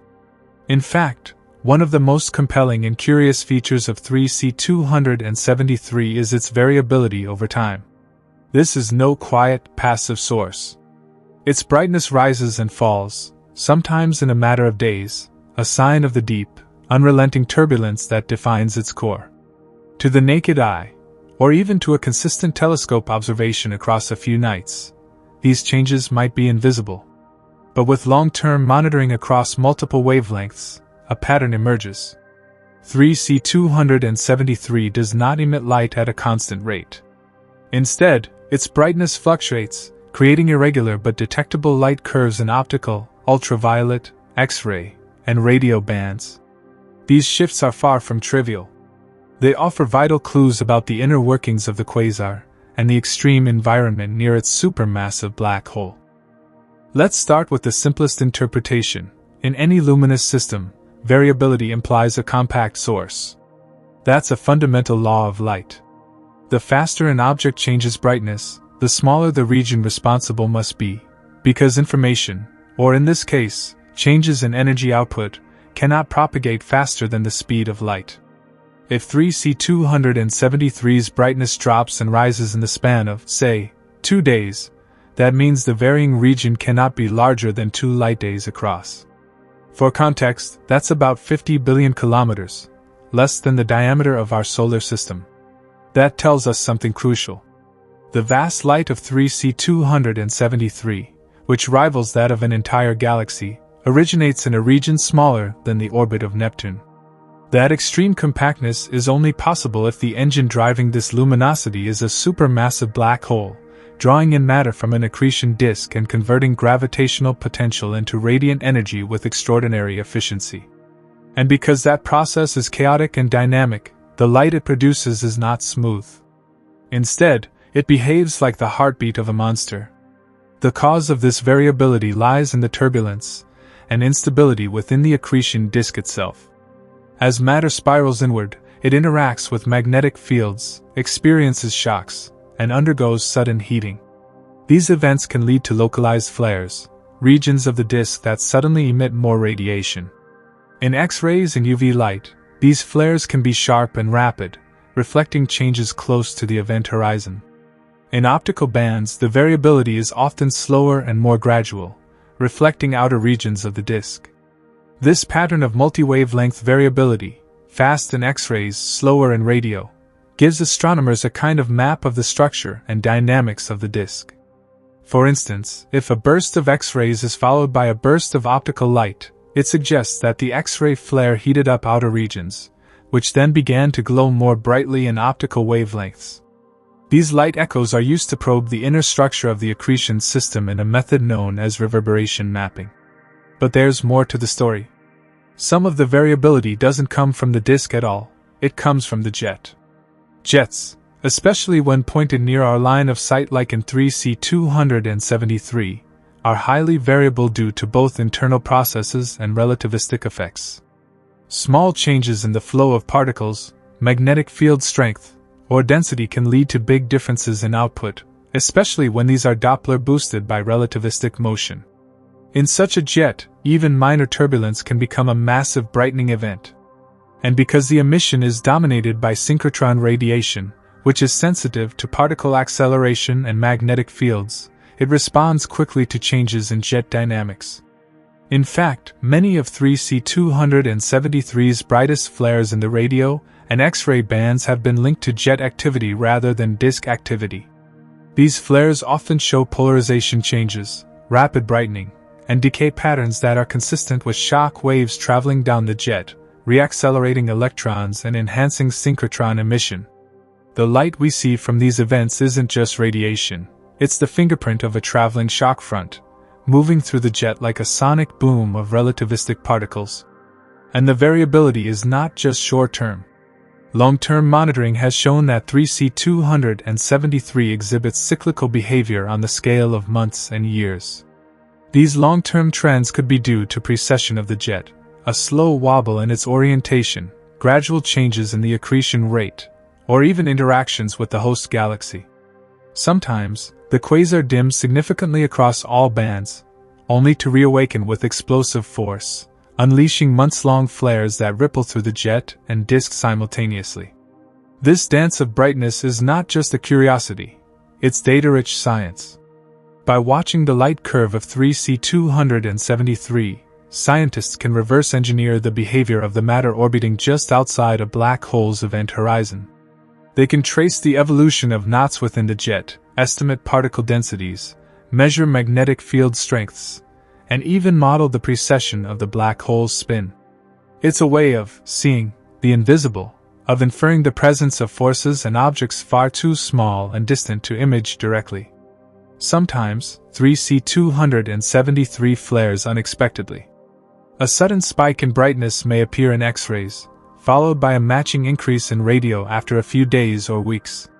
This cascading effect reflects the structure of the quasar's engine, where changes near the black hole ripple outward through the disk and into the jet, each region lighting up in turn like an orchestra of fire. During major outbursts, the quasar's optical brightness can increase by several tenths of a magnitude, a dramatic shift for such a distant object. Even more fascinating is the possibility that gravitational microlensing may occasionally contribute to the variability.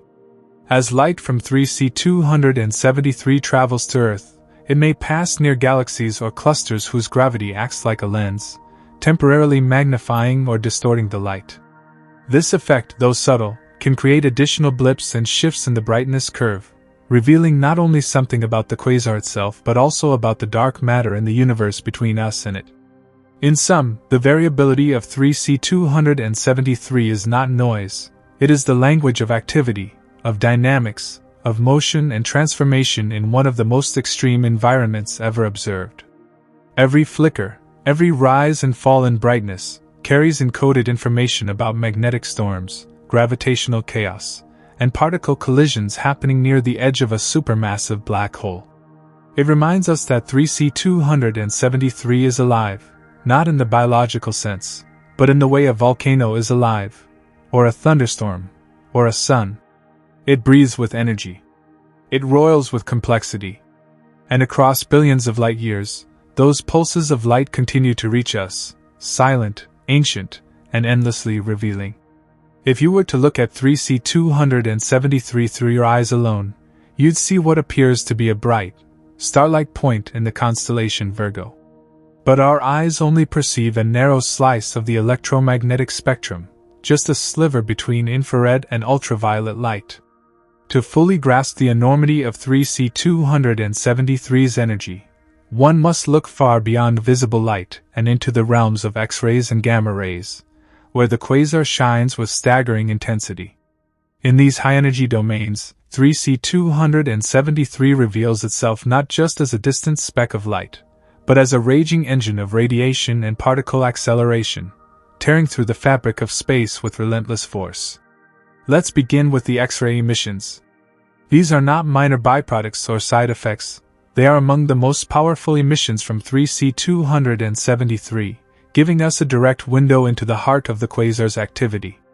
X-rays are produced in several regions of the system, and each energy range corresponds to a different part of the machine. The innermost accretion disk, where gas spirals toward the event horizon, is so hot that it emits copious ultraviolet and soft X-ray radiation. But this is only the beginning. Above the disk, there exists what's known as a corona, a region of superheated electrons and magnetic turbulence. In a way, it's similar to the Sun's corona, but vastly hotter and more compact. When ultraviolet photons from the disk enter this corona, they undergo inverse Compton scattering. The photons collide with high-energy electrons and gain energy in the process, emerging as X-rays. This process is called Comptonization, and it's one of the main drivers of X-ray production in 3C273. In observations made by space-based telescopes like Chandra, XMM Newton, and NuSTAR, 3C273 shows a variable and complex X-ray spectrum. It includes a rapidly flickering continuum, smooth radiation across a wide energy range, as well as occasional signs of iron emission lines, suggesting that X-rays are also interacting with material farther out in the disk or surrounding clouds of gas. These spectral features help astronomers model the structure of the innermost regions of the quasar, even if they can't directly image them. But 3C273 doesn't stop there. It's also a powerful emitter of gamma rays, the highest energy photons in the universe. These are a whole different beast, requiring incredibly violent processes to be created. In the case of 3C273, the most likely sources of gamma rays are the jet and the interaction zones within it. Within the jet, particles are accelerated to near-light speeds in shocks and magnetic reconnection events. When these relativistic electrons encounter ambient photons, either from the accretion disk, the surrounding dust, or even the cosmic microwave background, they can scatter those photons to gamma-ray energies. This is called external Compton scattering, and it's a dominant mechanism in powerful quasars. Sometimes, the electrons don't need outside photons at all. The jet itself produces synchrotron radiation across the radio and optical spectrum. When those self-produced photons are rescattered by the same electrons that emitted them, the result is synchrotron self-Compton, SSC, radiation. This process is efficient and powerful, especially when boosted by relativistic motion and beaming. For 3C273, both mechanisms, external and internal Compton scattering, likely contribute to its gamma-ray output. Telescopes like Fermi Gamma-Ray Space Telescope and its predecessor, EGRET, have detected persistent gamma-ray emissions from 3C273, with occasional flares during which the flux increases dramatically. These outbursts are likely linked to episodes of turbulence, or re-energized shocks traveling down the jet, reigniting particle acceleration and flooding space with gamma photons. The gamma-ray variability, much like the X-ray variability, tends to occur on short timescales, sometimes just a few days. This implies that the emitting region is incredibly compact, perhaps only a few light days across, and closely tied to the inner workings of the jet or the very base where it is launched. During some flares, 3C273 can temporarily become one of the brightest gamma-ray sources in the sky, an astonishing feat for something located over 2 billion light-years away. The energy output across the spectrum, from radio to infrared, optical to ultraviolet, and up to X-rays and gamma rays, forms what's called the spectral energy distribution, SED, of 3C273. When plotted on a graph, the SED of this quasar shows a characteristic double-humped shape. The first hump corresponds to synchrotron radiation peaking in the infrared to optical band, and the second hump corresponds to inverse Compton scattering, peaking in the X-ray or gamma-ray band. This shape is the hallmark of blazer-like objects, further suggesting that 3C273 may be observed at a favorable angle, though not quite head-on like a true blazer. The high-energy emissions from 3C273 aren't just visually impressive, they also hold the key to unlocking deep physical insights. For example, by measuring the spectral slope of the X-ray emission, researchers can infer the temperature and density of the corona. By analyzing gamma-ray flares, they can estimate the bulk Lorentz factor of the jet, the factor by which time, length, and mass are distorted due to its extreme velocity. This helps us understand how efficient the jet is at converting mass into energy, and whether it's powered primarily by the spin of the black hole, via the Blandford's-Nagic mechanism, or by magnetic turbulence in the accretion disk itself. In some extreme cases, high-energy emissions also help in the search for neutrinos and ultra-high-energy cosmic rays, ghostly particles and atomic nuclei that traverse the universe at nearly the speed of light. If 3C273 is capable of producing gamma rays in sufficient abundance, it may also be a source of these more exotic particles, tying it into the much broader field of multi-messenger astronomy. And there's still more to be learned. High-energy emissions may vary not just due to local conditions near the black hole, but also because of microlensing, gravitational distortion caused by objects lying between Earth and the quasar. By studying tiny variations in the light curve, astronomers can test theories of dark matter, the clumpiness of intervening galactic halos, and even the presence of rogue black holes in intergalactic space. In every sense, the X-ray and gamma-ray radiation of 3C273 acts as a diagnostic beacon, broadcasting information from the very edge of a supermassive black hole's influence. These high-energy photons have traveled across vast stretches of time and space, surviving all intervening gas, dust, and distortions to reach our detectors. They're more than just light, they are cosmic messages, encoded with physics too extreme to replicate on Earth, offering a glimpse into the most violent processes in the known universe. 3C273, shining so brightly in the highest energy parts of the spectrum, doesn't just illuminate the darkness, it reveals how the darkness works.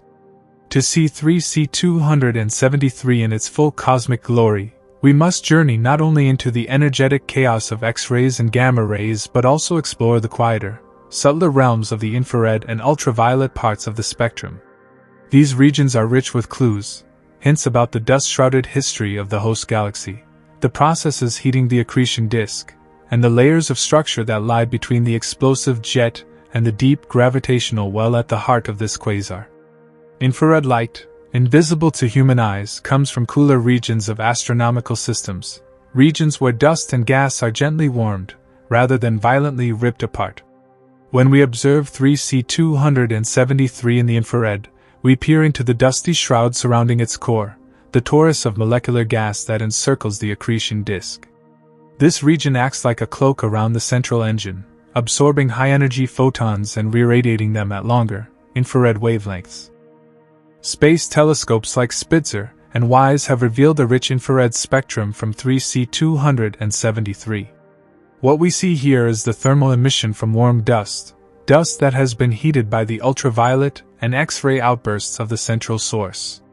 This dust lies farther out from the black hole, often at distances of several light-years. By analyzing the infrared spectral energy distribution, astronomers can estimate how much dust exists, how it is distributed, and what kind of radiation it's reprocessing. This gives us insight into the geometry of the circumnuclear region, telling us whether the quasar is being viewed face-on or edge-on, and how thick its dusty torus really is. Moreover, infrared observations have helped to detect signs of star formation within the host galaxy. The heat from young, massive stars lights up interstellar dust, producing a diffuse glow that blends with the quasar's light. Though overwhelmed by the quasar's brightness, subtle patterns in the infrared can hint at episodes of galactic evolution, perhaps even bursts of star formation triggered by the quasar itself or by ancient galactic mergers. In this way, 3C273 doesn't just teach us about black holes, it also offers clues about the coevolution of galaxies and their central engines. Beyond the infrared, in the ultraviolet, 3C273 becomes even more revealing. Ultraviolet light is particularly important in quasars because it originates in the hottest inner regions of the accretion disk, regions that lie just a few gravitational radii from the event horizon. In this part of the spectrum, we're essentially seeing the boundary where stable orbits end and infalling matter begins its final, catastrophic spiral into the abyss. Ultraviolet observations offer a direct glimpse into the thermal structure of the accretion disk and help us understand the physical processes that dominate the innermost regions. Space-based observatories like the Hubble Space Telescope and GALEX, Galaxy Evolution Explorer, have captured ultraviolet spectra of 3C273, revealing a luminous continuum overlaid with complex broad emission lines. These lines come from highly ionized gas in the quasar's broadline region, a turbulent zone of clouds moving at thousands of kilometers per second under the grip of the black hole's gravity. Key features include the Lyman alpha line, C4, and G2, and others, each providing critical diagnostic power for the temperature, composition, and motion of the gas. The ultraviolet also captures signatures of outflows, streams of ionized gas moving away from the quasar at high speeds. These outflows, likely driven by radiation pressure or magnetic forces from the accretion disk, represent the feedback mechanism through which 3C273 may influence its surrounding galaxy. By measuring blue shifts in certain UV lines, astronomers have inferred that gas is being expelled from the core at speeds of up to tens of thousands of kilometers per second. This ejected material may heat or expel star-forming gas in the galaxy, regulating its growth and altering its long-term structure. And yet, as bright as 3C273 is, the ultraviolet spectrum is not smooth. It includes regions where the light dips slightly, absorption features caused by gas lying between us and the quasar. These features don't just tell us about 3C273, but also about the intervening intergalactic medium. By studying the fine details of these absorption lines, scientists can probe the density, temperature, and composition of gas in the cosmic web stretching between galaxies.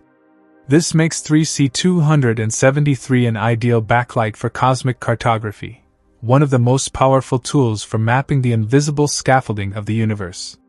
Together, the infrared and ultraviolet perspectives form a bridge between the low-energy and high-energy regimes. The infrared tracks the story of cold dust, old stars, and reprocessed radiation. The ultraviolet, meanwhile, captures the drama of ionized gas, star formation feedback, and the violent motions near the edge of the black hole's influence. They are quiet compared to the thunder of X-rays and gamma rays, but they speak volumes about structure, evolution, and balance. Perhaps what's most astonishing is how these wavelengths tie together. An ultraviolet flare may later appear as an infrared pulse as dust absorbs and remits that energy. A drop in UV brightness might correspond to an increase in infrared if the inner disk cools while outer dust remains warm. Variability across these bands tells a dynamic, interconnected story, a real-time movie of matter as it's consumed, heated, scattered, or expelled. And through this lens, 3C273 ceases to be just a remote object. It becomes a multi-layered system, a microcosm of galactic evolution, a machine of radiation, and a storyteller in every frequency of light. Its infrared glow reveals the slow rhythms of dust and gas. Its ultraviolet blaze captures the final cries of matter before it vanishes forever. At the core of 3C273, beneath its turbulent jets, flickering ultraviolet emissions, and radiation across the electromagnetic spectrum, lies the true powerhouse, the central supermassive black hole. It is this gravitational behemoth that drives every facet of the quasar's behavior, from its brightness and variability to the formation of relativistic jets and the dazzling multi-wavelength emissions that we detect across billions of light years. And this is no ordinary black hole. By all estimates, 3C273 is anchored by a black hole with a mass of roughly 800 million times that of our Sun. To grasp the implications of such a staggering mass, consider this: our own Milky Way galaxy, home to over 100 billion stars, contains a supermassive black hole at its center, Sagittarius A, which weighs in at a relatively modest 4 million solar masses. The black hole in 3C273 outweighs it by a factor of 200. That difference doesn't just scale the mass, it amplifies the power, the gravity, the energy available for conversion, and the sheer luminosity that can be achieved through accretion. But how do we even know the mass of a black hole in a galaxy 2.5 billion light-years away? Astronomers don't measure it directly in the way one might weigh a planet or a star. Instead, they use indirect but powerful methods based on how the black hole affects its immediate surroundings, particularly the broadline region, the swarm of gas clouds orbiting close to the black hole, emitting wide and Doppler-broadened spectral lines. By examining the widths of these spectral lines, especially those in the ultraviolet spectrum, such as Mg2 and H-beta, and correlating them with the distance of the gas from the central black hole, inferred from time delays in emission, via a method called reverberation mapping, astronomers can estimate the velocity of the orbiting gas and the size of its orbit. Using a simplified form of Kepler's laws, adjusted for relativistic environments, this allows a calculation of the black hole's mass. For 3C273, this method yields a figure in the neighborhood of 800 million solar masses, although estimates can range between 500 million and 1 billion depending on the assumptions made about the geometry and inclination of the broadline region. These uncertainties don't diminish the significance of the measurement. They highlight the complexity of measuring something so remote and extreme. This mass isn't just a number, it's a scale-setting constant that dictates nearly every feature of the quasar's behavior. First, it determines the Eddington luminosity, the maximum brightness the quasar can achieve before the outward pressure of radiation balances the inward pull of gravity. For a black hole of 800 million solar masses, the Eddington luminosity is approximately 10 superscript 1 times the luminosity of the Sun. That's a number so large it's difficult to comprehend. It's not just a bright light in the sky, it's a furnace of energy converting matter into radiation with relentless efficiency. Quasars like 3C273 often radiate near this limit, and some even seem to exceed it, though this may be due to relativistic effects like beaming. Second, the black hole's mass influences the timescales of variability. The more massive the black hole, the slower the characteristic orbital and dynamical timescales become. And yet, even at this mass, 3C273 shows rapid flickering on timescales of days, implying that not only is the black hole massive, but the material falling in is extraordinarily turbulent and fast-moving. The black hole's gravitational radius, also called the Schwarzschild radius, can be calculated as about 2.4 billion kilometers, or roughly 16 times the distance between the Earth and the Sun. While that sounds huge, in cosmic terms it's still relatively compact. All the mass of those 800 million suns is crammed into a sphere this size. Just outside this radius, in a region perhaps extending out to 10 or 20 gravitational radii, the accretion disk forms, a swirling, radiant structure where matter spirals inwards, losing energy and emitting light across all wavelengths. At the innermost stable circular orbit, ISCO, just a few Schwarzschild radii from the center, matter plunges into the black hole, crossing the event horizon and vanishing forever. This final descent, while invisible directly, imprints itself on the emitted light in the form of extreme gravitational redshifts, time dilation, and relativistic Doppler effects. This is the very edge of physics as we know it, where space curves so steeply that not even light can escape. Now add spin into the equation.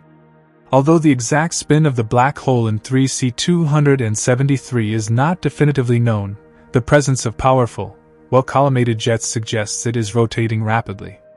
According to the Blandford's-Nagic mechanism, spinning black holes can generate electromagnetic energy from their rotation if magnetic field lines thread through the event horizon. This mechanism is believed to power the enormous jets seen in objects like 3C273, and the energy available increases dramatically as the black hole's spin approaches its maximum, A equals 1 in dimensionless units. Thus, the black hole at the heart of 3C273 is not merely a passive gravitational sink, it is an active engine, drawing in matter, spinning near the edge of light speed, converting mass into energy with jaw-dropping efficiency, and launching matter across intergalactic distances at relativistic velocities. Its mass also sets the growth history of the system. How does a black hole become so massive? Did it start small and grow slowly over billions of years? Or did it balloon quickly in the early universe through gas accretion and mergers with other black holes? These are still open questions, and quasars like 3C273 help constrain the models. Observing their current properties lets scientists work backward to understand black hole formation and growth on cosmic timescales. And that leads to the bigger picture. Supermassive black holes are not isolated. They co-evolve with their galaxies. The mass of the black hole in 3C273 suggests that the host galaxy must be equally massive, likely a giant elliptical with an extensive halo of stars and dark matter.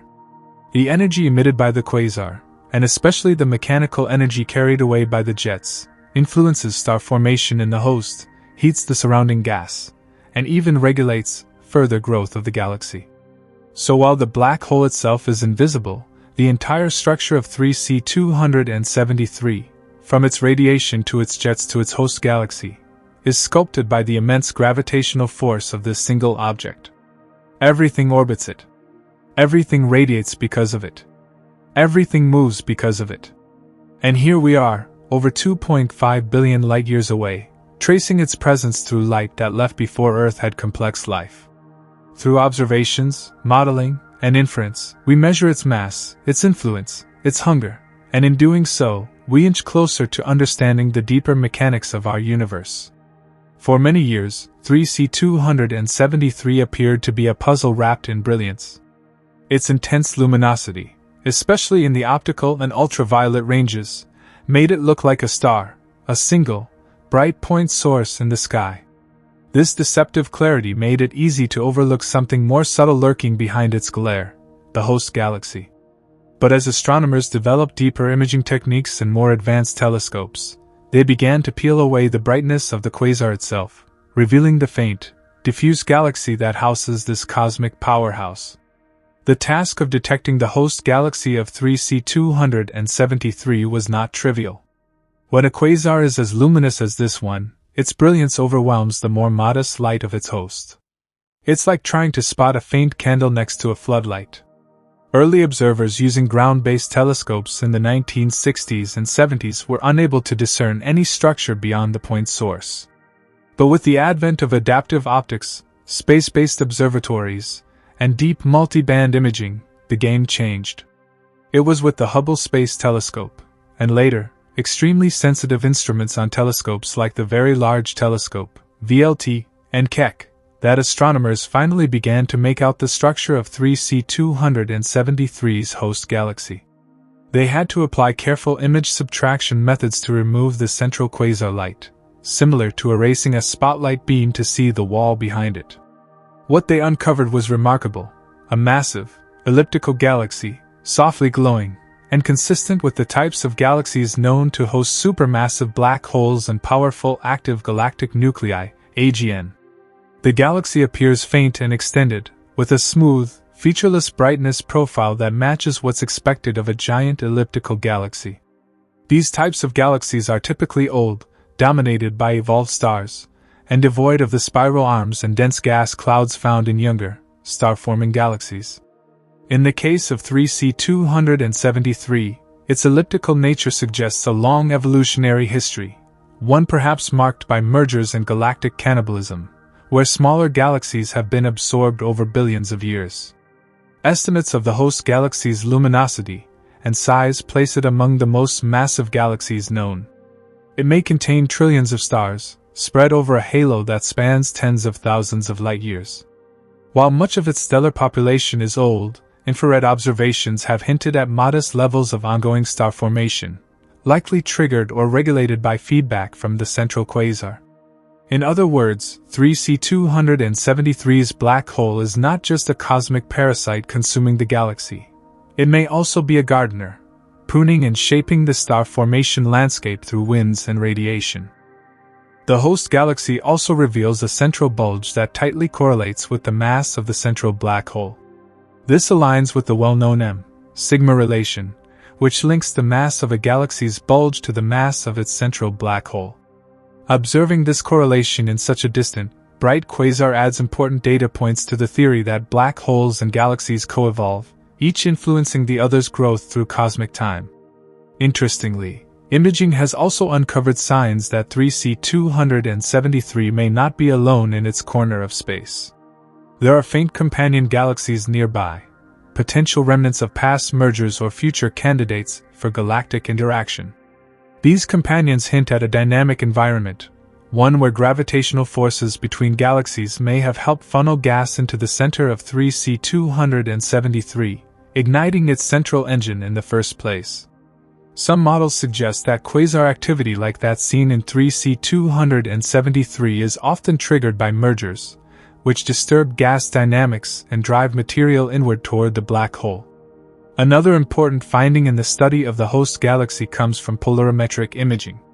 By analyzing the polarization of the light around 3C273, astronomers can map the distribution of scattered light, which gives further evidence for an extended, three-dimensional structure. Some scattered light seems to reflect off dust and gas in the outer regions of the galaxy, offering a way to trace the geometry of the quasar's radiation field and its interaction with the surrounding interstellar medium. Moreover, the detection of narrow absorption lines in the spectrum of 3C273, caused by gas in the galaxy itself, provides information about the composition and velocity of material in the host. Some of this gas may be infalling, feeding the black hole, while other clouds may be outflowing at high speed, driven by radiation pressure or jet interactions. These signatures help define the life cycle of gas in the galaxy, its collapse into stars, its journey toward the quasar, and its ejection back into space. The study of 3C273's host galaxy is still ongoing. With the deployment of James Webb Space Telescope, JWST, and next-generation ground-based observatories like the Extremely Large Telescope, ELT, astronomers will soon be able to resolve even finer details. These instruments will allow scientists to dissect the galaxy's stellar populations, metallicity gradients, and kinematics, creating a complete portrait of a galaxy in the throes of AGN-driven evolution. And perhaps most compellingly, this faint galaxy, once invisible beneath the glare of its brilliant core, reminds us that quasars are not standalone objects. They are phases in the lives of galaxies. Behind every blazing quasar lies a complex, ancient, and evolving structure of stars, dust, and dark matter, a structure that holds secrets about the universe's growth, about cosmic feedback, and about the long dialogue between matter and energy. 3C273, in its dazzling central brilliance, almost hides the truth of its origin. But with the right tools and enough patience, the veil is lifted. And what we see is not just a jet or a disk, but a galaxy, quiet, vast, and profoundly shaped by the fire at its heart. To gaze upon 3C273 is not simply to witness a distant object, but to look back in time, a staggering 2.5 billion years into the past, to be exact. This is the unshakable reality of astronomy. Because light travels at a finite speed, every observation is a form of time travel. And in the case of quasars like 3C273, that travel spans a deep and ancient chapter of the universe's history. When we observe this quasar, we are not seeing it as it is now, but as it once was, long before the first complex organisms took shape on Earth, and before even the continents were in their current form. The distance to 3C273 is measured not just in kilometers or light years, but in cosmic look-back time. Its redshift, a stretching of the light toward longer, redder wavelengths caused by the expansion of the universe, is approximately Z equals 0.158. This redshift, first deciphered by Martin Schmidt in the early 1960s, was the key that unlocked its staggering distance. And from that redshift, cosmologists can determine how long the light has been traveling to reach us. With the current values of the Hubble constant, and other cosmological parameters, that travel time amounts to roughly 2.44 billion years. What does that mean in human terms? When the photons now entering our telescopes first left 3C273, Earth's continents were still slowly drifting into their modern shapes. Most of the life on our planet was in the form of simple multicellular organisms. Dinosaurs wouldn't evolve for another 200 million years. The Himalayas hadn't yet begun to rise, and there were no flowering plants, let alone mammals or humans. In a very real way, 3C273 has been silently transmitting its story across time while entire epochs have come and gone on Earth. This time-lagged view is one of the most profound aspects of astronomy. It turns telescopes into cosmic time machines.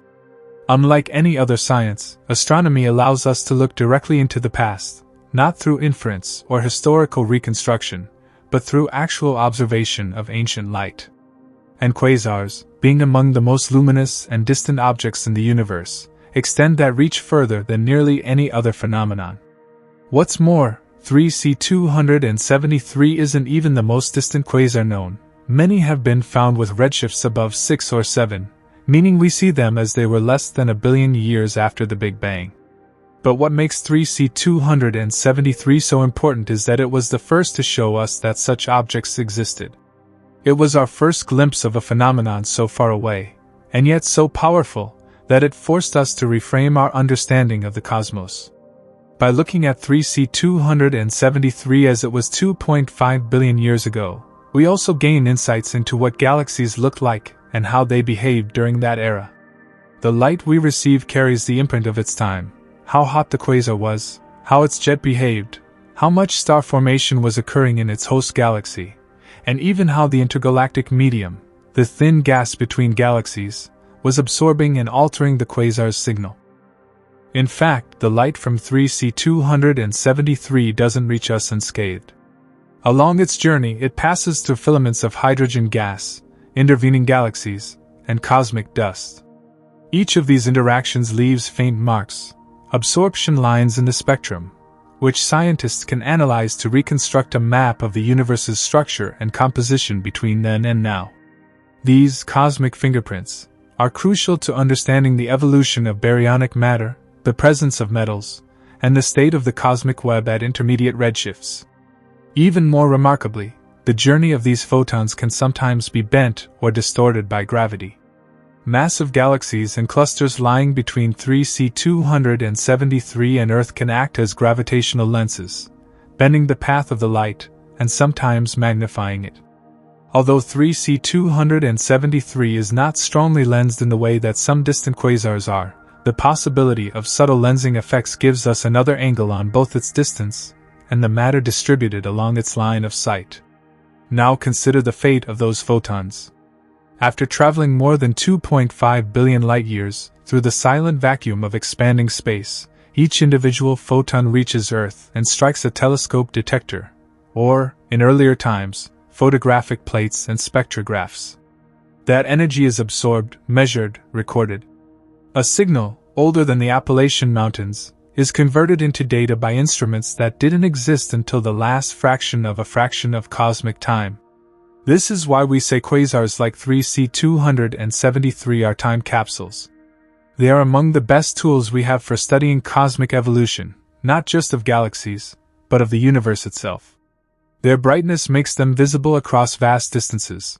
Their spectra encode the history of everything they've passed through, and their longevity allows them to be studied in both their violent and quiescent phases.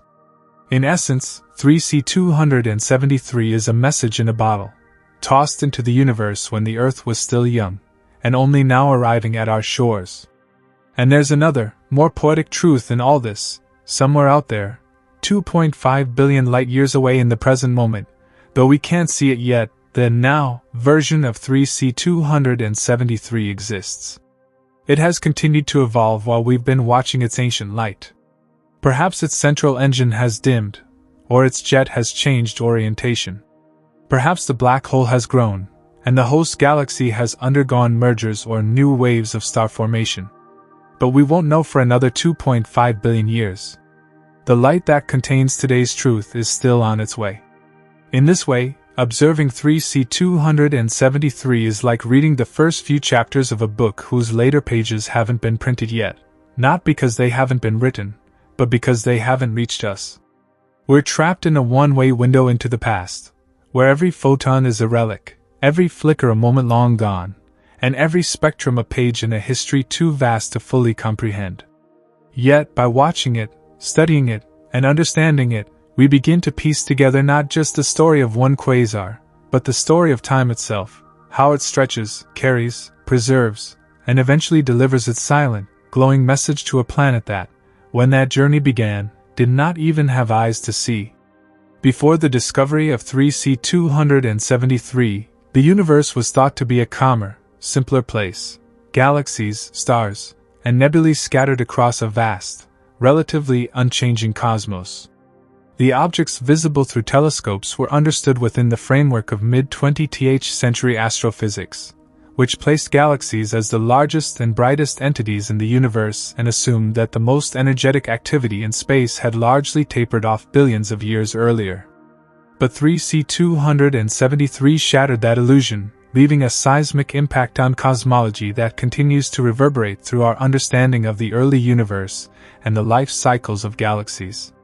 When Martin Schmidt deciphered its redshift in 1963, proving that this star-like point was located billions of light years away, it rewrote the cosmic playbook overnight. Here was an object that looked like a faint star but was, in truth, outshining entire galaxies from a distance no star could conceivably reach.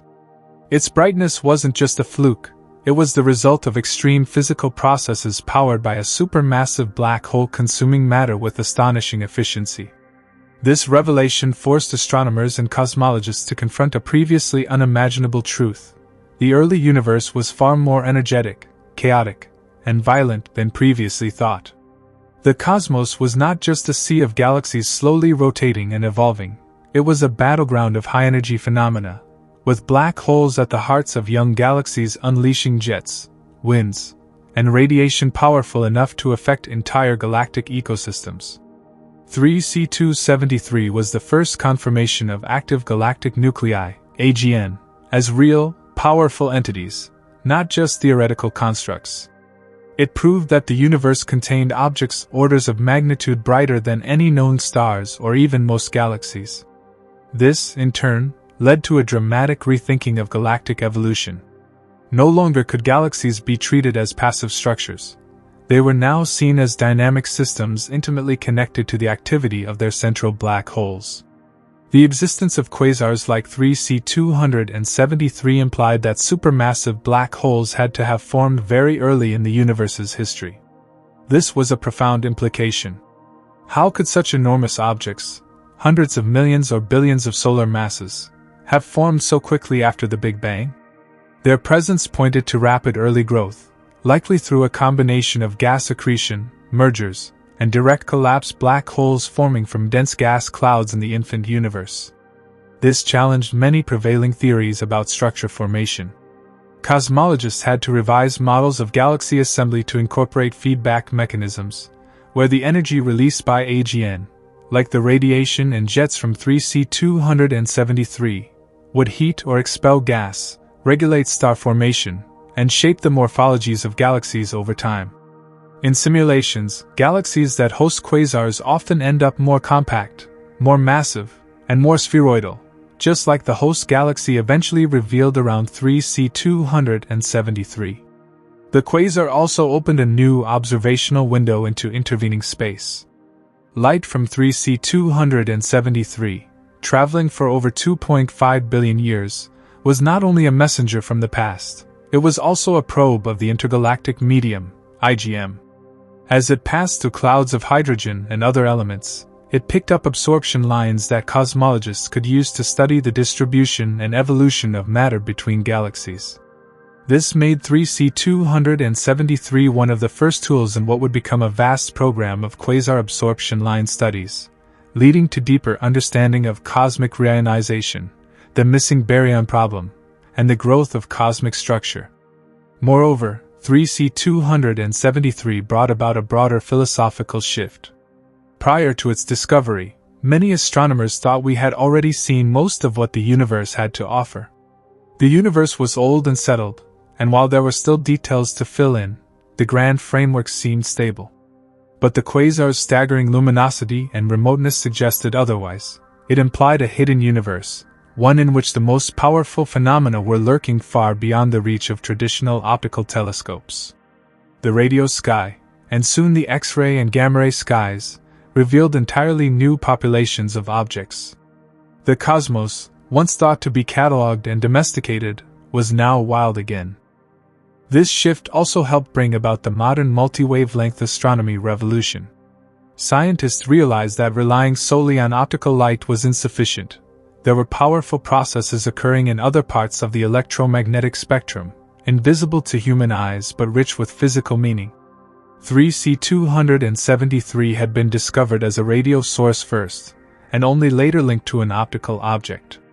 That inversion of traditional observational logic, seeing in invisible wavelengths first, became a new paradigm, and led to the explosion of observatories covering radio, infrared, ultraviolet, X-ray, and gamma-ray bands, many of which targeted quasars as key sources. On the cosmological scale, the population of quasars revealed by 3C273's identification helped build the quasar luminosity function, a statistical measure of how many quasars existed at different times in cosmic history. From this, cosmologists inferred that quasars were most numerous at a particular era, around 10 billion years ago, during the peak of galaxy and black hole coevolution, known as quasar epoch, or cosmic noon. This meant that quasars weren't just strange outliers. They were common in the young universe, and thus essential to any understanding of cosmic evolution.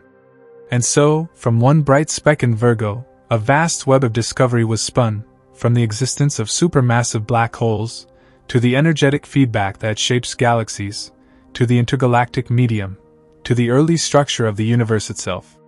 3C273 was not just an isolated beacon, it was the first stone overturned that revealed the hidden architecture of the cosmos.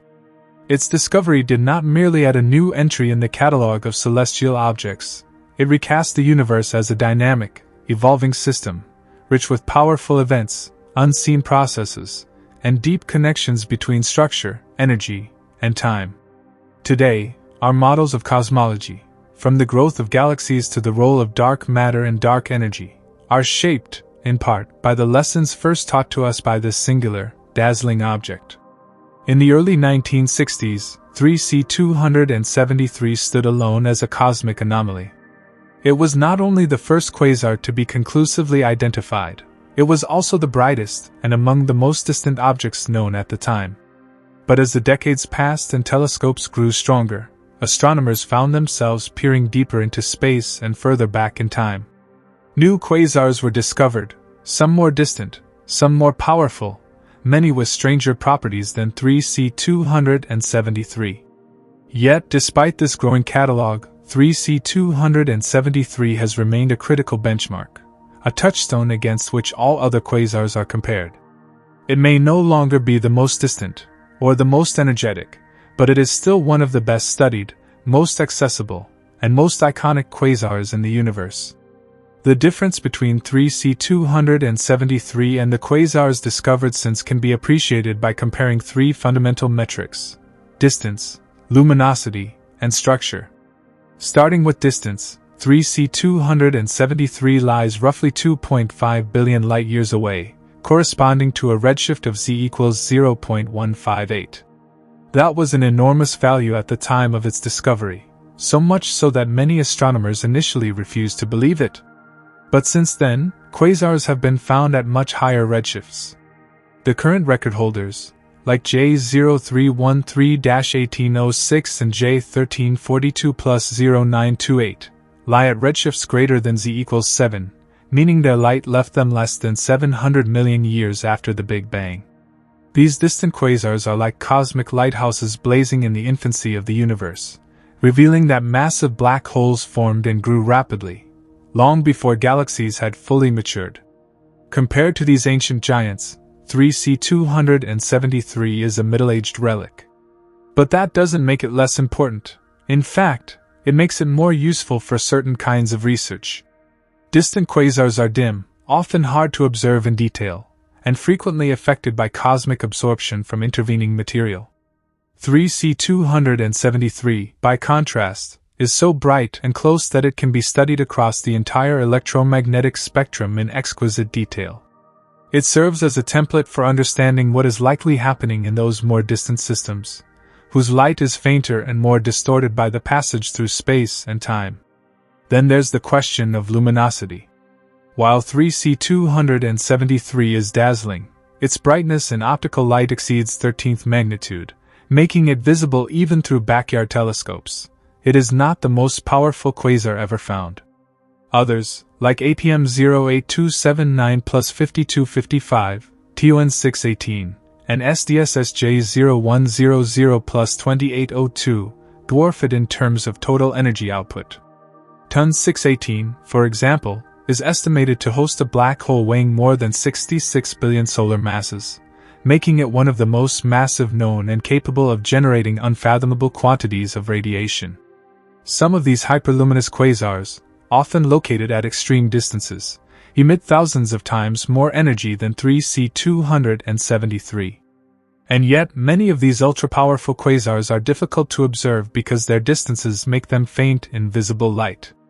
Some are partially obscured by dust or are located in crowded, distant regions of the sky. Others are gravitationally lensed, which makes their true luminosity harder to determine.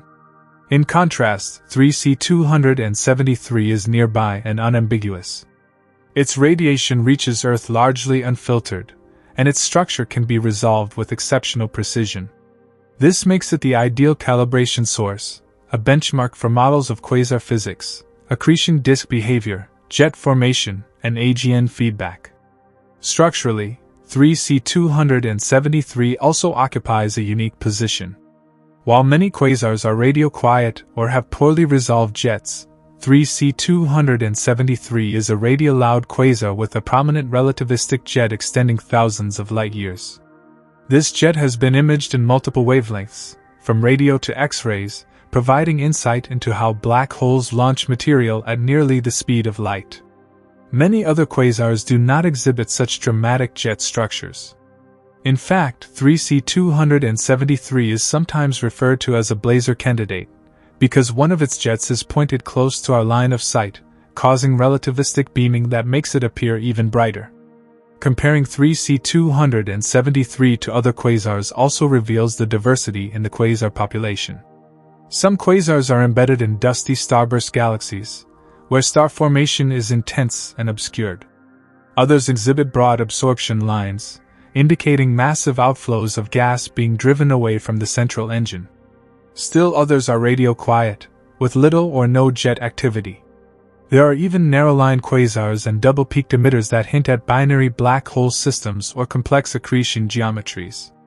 3C273, in its clarity and simplicity, doesn't show all these exotic features, but it helps astronomers test theories that apply to them. It's also worth noting that 3C273 is among the rare quasars whose host galaxy can be clearly imaged and studied. Most distant quasars are so far away, or so bright in the center, that the surrounding galaxy remains invisible. But 3C273's proximity allows astronomers to analyze how its host galaxy interacts with the quasar itself, offering valuable clues about the role of AGN in galactic feedback, star formation suppression, and morphological transformation. While other quasars may hold records or generate headlines for their extreme properties, 3C273 remains the best laboratory for studying what a quasar truly is. It's close enough to observe in detail, luminous enough to see across all wavelengths, stable enough to track over decades, and active enough to challenge our theories about black hole physics. In this way, 3C273 is not just a quasar, it is a Rosetta Stone for understanding the entire class of these objects. It stands as a bridge between the nearby universe and the distant past, between accessible observation and theoretical extrapolation. Without it, we might never have known how strange, violent, and awe-inspiring the universe could be at its brightest extremes. The brilliant luminosity and dynamic behavior of 3C273 have long distinguished it among quasars, but another aspect of its identity has invited deeper scrutiny and debate: its orientation in space relative to Earth. This detail, how the quasar is tilted or aligned with respect to our line of sight, has emerged as not just a curiosity, but a critical piece of information. Why?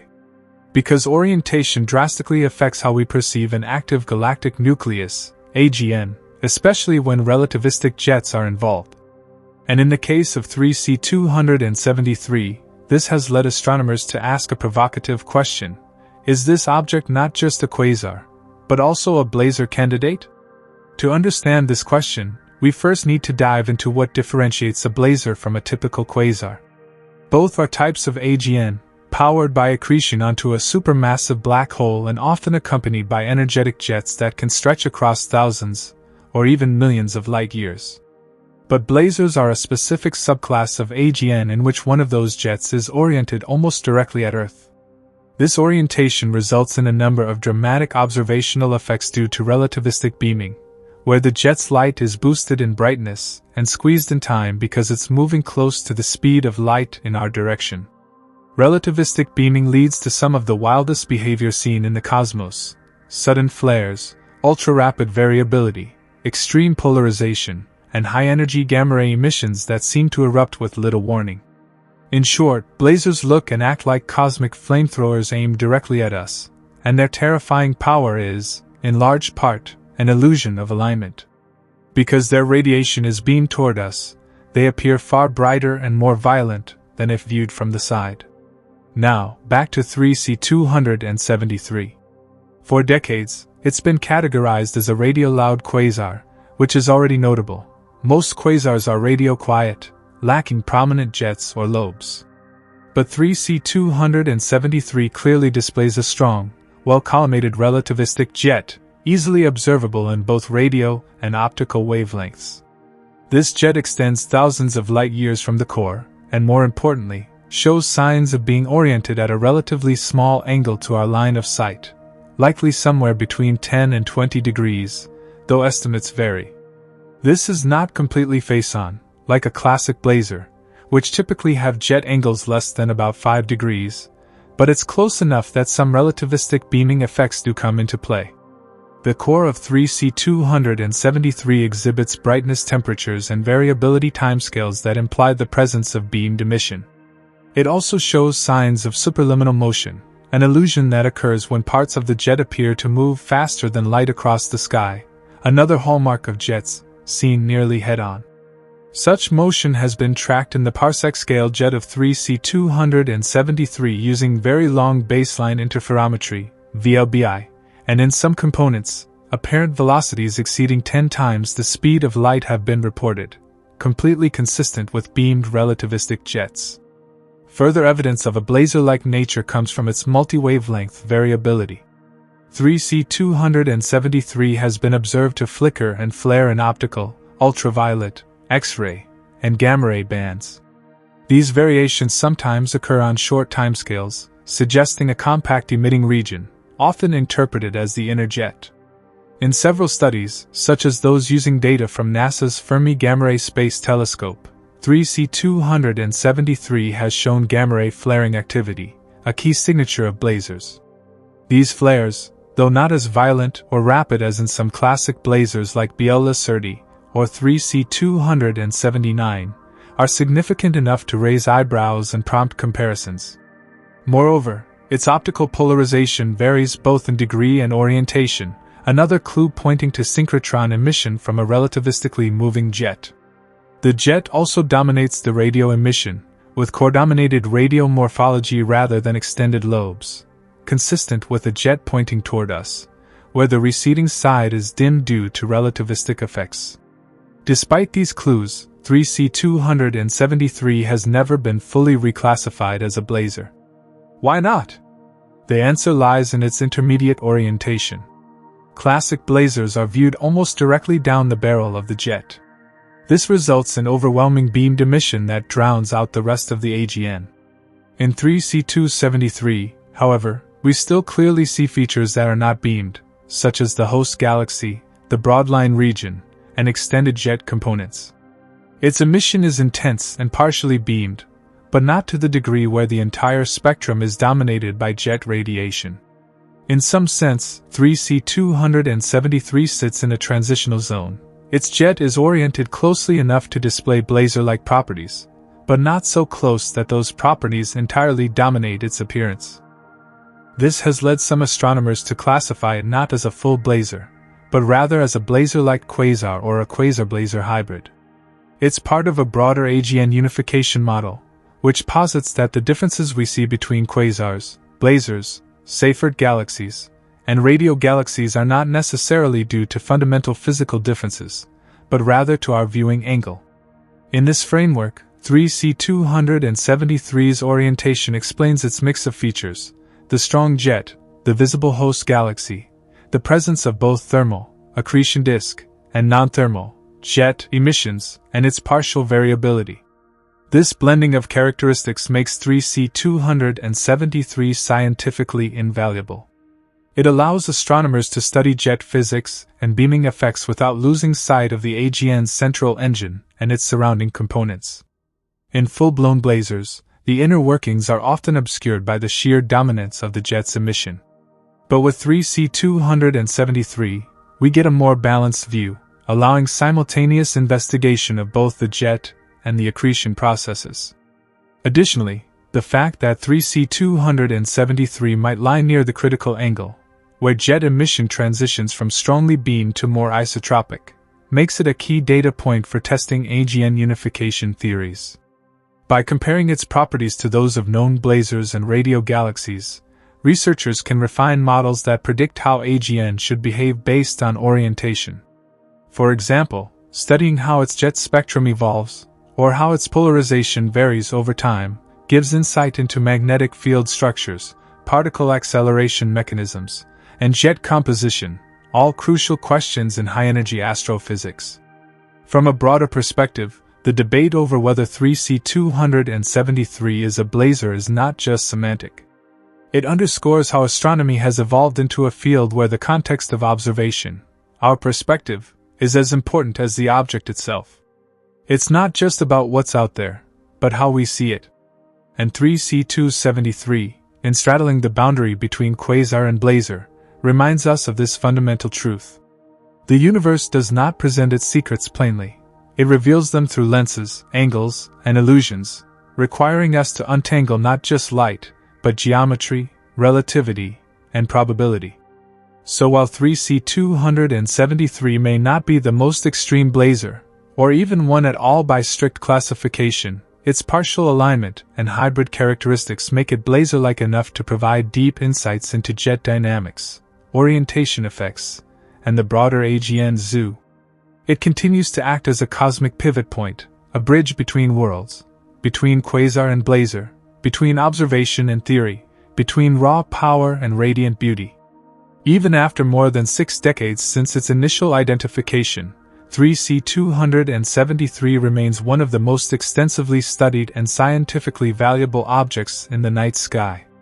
Its brightness, proximity, in cosmic terms, and unique combination of features have made it a persistent target for astronomers and astrophysicists seeking to unravel the complexities of active galactic nuclei, AGN, jet dynamics, black hole accretion processes, and the behavior of matter and energy in extreme environments.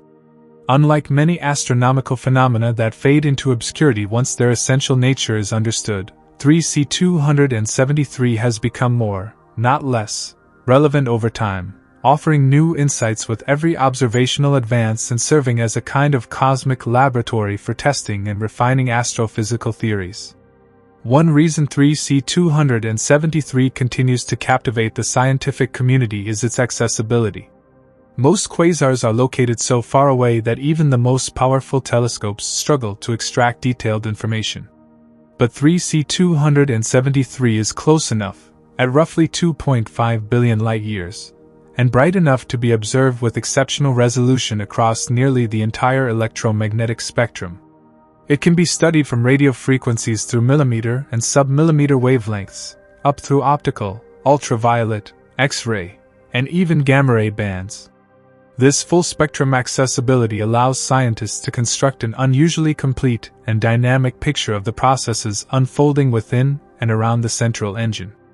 And those processes are far from static. In fact, one of the enduring mysteries of 3C273 lies in its long-term variability. Its brightness in multiple wavelengths, particularly optical, radio, and X-ray, fluctuates on timescales ranging from days to decades, sometimes in complex or seemingly chaotic patterns. These variations offer critical clues to the instabilities and physical changes within the accretion disk and jet, and they provide a real-time view of how such a powerful system evolves.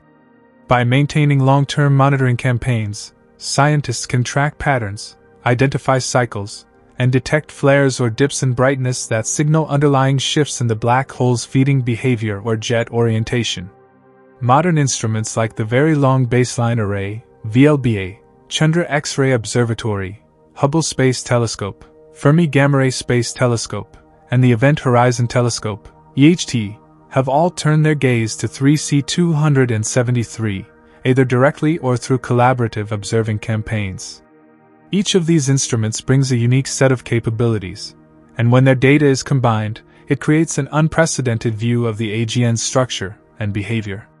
For instance, VLBI radio imaging can resolve the parsec-scale jet of 3C273 in exquisite detail, revealing moving blobs of plasma, known as knots, that appear to shoot outward at superluminal speeds. Tracking these knots allows researchers to calculate the jet's angle, speed, and energy, and to compare real-world data to predictions from relativistic jet models. Meanwhile, in X-ray astronomy, 3C273 has proven to be a particularly instructive subject. The Chandra and XMM Newton observatories have measured the hard X-ray emissions from the jet and the central core, helping to refine models of inverse Compton scattering, jet composition, and disk corona interactions.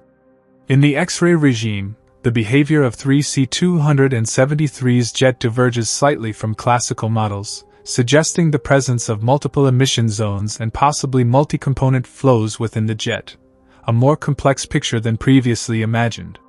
These observations challenge assumptions and inspire theoretical revisions, keeping 3C273 at the heart of AGN research. In gamma rays, the Fermi Gamma Ray Space Telescope has detected high-energy flaring events from 3C273 that occur on remarkably short timescales, sometimes just hours or days. This implies that the emitting region is both highly compact and moving toward us at relativistic speeds, reinforcing the idea that 3C273 is at least partially beamed and blazar-like. These observations are critical in testing models of jet acceleration, shock formation, and magnetic reconnection, phenomena that are also of interest to physicists working in high-energy particle acceleration and plasma physics. In the infrared and ultraviolet, 3C273 provides an ongoing testbed for understanding the thermal emission from the accretion disk and the surrounding dusty torus. Space-based instruments like Spitzer and Hubble have examined the quasar's spectral energy distribution, SED, across these wavelengths, helping researchers characterize the size, temperature, and structure of the accretion disk. Interestingly, these observations suggest that 3C273's disk does not behave as a perfect, thin disk, described in older models. Instead, it appears to include non-uniform temperature gradients and regions of turbulent flow, hallmarks of a more dynamic and possibly magnetically influenced system.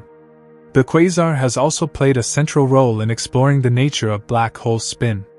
Measuring black hole spin is notoriously difficult, but certain observational signatures, such as the shape of the iron K-alpha emission line in X-ray spectra, or the inner edge of the accretion disk, can offer indirect evidence. 3C273's extreme luminosity and detailed spectra make it one of the few quasars where such measurements are feasible. Some models suggest that the black hole at the heart of 3C273 may be spinning at close to maximal speed, a condition that would support the production of strong relativistic jets through the Blandford's-Nagic mechanism, in which magnetic fields tap into the rotational energy of the black hole itself. Perhaps one of the most cutting-edge developments in recent years has been the inclusion of 3C273 as a target in the Event Horizon Telescope, EHT, collaboration. While the EHT is best known for producing the first images of black hole shadows, such as the famous image of M87, the collaboration is expanding its reach to study jet launching regions in AGN, and 3C273 is a prime candidate. While it is too distant for its event horizon to be directly resolved, its jet base can be, and this offers a critical opportunity to test how relativistic jets are launched, collimated, and accelerated on the smallest observable scales. In addition to these observational efforts, 3C273 continues to inspire computational modeling and AGN theory. Magnetohydrodynamic (MHD) simulations of accretion disks and jets are increasingly sophisticated, and many of them are tested against the real-world behavior of 3C273. Its variability, multi-wavelength emission, and structural asymmetries offer a wealth of parameters for theorists to match and explore.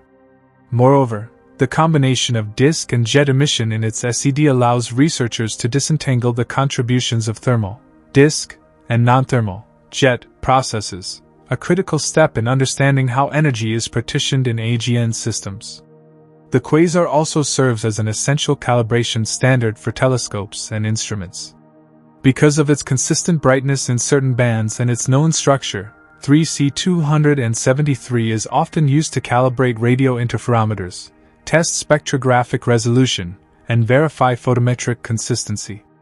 In a sense, it's not just a scientific subject, it's also a tool that supports the broader infrastructure of observational astronomy. And the importance of 3C273 extends beyond the professional astronomy community. Its brightness and accessibility make it a popular target for amateur astronomers, especially those with mid-sized telescopes and CCD cameras. It's one of the few quasars visible with amateur equipment, a tiny, faint star-like point that, when you realize what you're seeing, becomes profound. It is not merely a point of light, but the brilliant beacon of a supermassive black hole, radiating from across billions of years.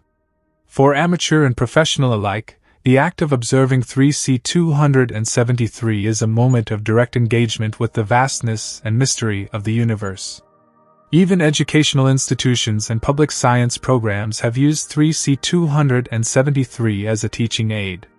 Its discoverable history, dramatic properties, and foundational role in astronomy make it the perfect story to explain what quasars are, how science progresses, and how cosmic distances reshape our understanding of time and space. From high school classrooms to university astrophysics courses, 3C273 is a case study in how a single discovery can revolutionize a field. But perhaps what keeps scientists returning to 3C273 year after year is that it defies final answers. Each time it's examined more closely, it offers new puzzles, new behaviors, new discrepancies, and new challenges to theoretical orthodoxy. It has taught us about supermassive black holes, jet formation, relativistic physics, galaxy evolution, and the structure of spacetime itself. And yet it still holds secrets. How exactly is its jet powered and sustained? What role does black hole spin play in its luminosity? Are there signatures of binary black hole interactions? Could changes in the accretion environment shift its classification over time? In the end, 3C273 is a gift to science that continues to give. It is not a relic of a past discovery, but a living subject, always offering more to those who look deeper. In a universe where so much remains hidden or too distant to resolve, 3C273 reminds us that some of the greatest mysteries are right there, bright, bold, and waiting to be understood. When 3C273 first burst into the scientific consciousness in the early 1960s, it didn't just redefine a class of celestial objects, it redefined the ambition of astronomy itself. Before its identification as the first quasar, most of the known universe seemed mapped and reasonably well understood. Astronomers had catalogued stars, outlined galaxies, charted nebulae, and confirmed the universe was expanding. The cosmos was vast, yes, but it was thought to be largely composed of familiar, if sometimes distant, entities. Then came 3C273, blindingly bright, impossibly distant, and fundamentally alien to the neat cosmic order that preceded it. Its discovery didn't just revise our understanding of the universe, it shattered it, opening the floodgates to entirely new domains of physics, astrophysics, cosmology, and even public imagination. From a scientific perspective, 3C273 represents a pivot point, the moment when astronomy turned a corner into the high-energy, relativistic universe. It was the first clear evidence that something more powerful than stars and galaxies, something almost incomprehensibly violent, was lurking in the distant reaches of space. With it came the first tangible proof that supermassive black holes existed, and that they could shape the behavior of entire galaxies. It was a monumental shift, and one that transformed quasars from theoretical oddities into cosmic powerhouses at the hearts of galaxies. This revelation rewrote the very architecture of galaxies in our models. No longer were galaxies seen as peaceful, spinning star systems quietly aging over billions of years. Now, we understood that galaxies had active phases, eras of turbulence, when gas and dust were devoured by black holes at the center, lighting up the galaxy's core in a blinding beacon of radiation, sometimes outshining all the stars in the galaxy combined. This concept, AGN feedback, is now a central theme in galaxy formation and evolution models, and it began with 3C273. Moreover, the ability to detect such an object at such a staggering distance proved that the universe was not only larger than we imagined, it was also far more active in its youth. The discovery of 3C273 launched an urgent effort to find others like it. Quasars rapidly populated astronomical catalogs by the hundreds, then thousands, then tens of thousands. Suddenly, the early universe didn't look quiet at all. It looked like a chaotic, seething realm of ravenous black holes, blazing jets, and the rapid growth of galactic structures. 3C273 was the gateway through which we entered this more dynamic vision of the cosmos. It also sparked a renaissance in observational technology. The tools that discovered 3C273, early radio telescopes and optical spectrographs, were just the beginning.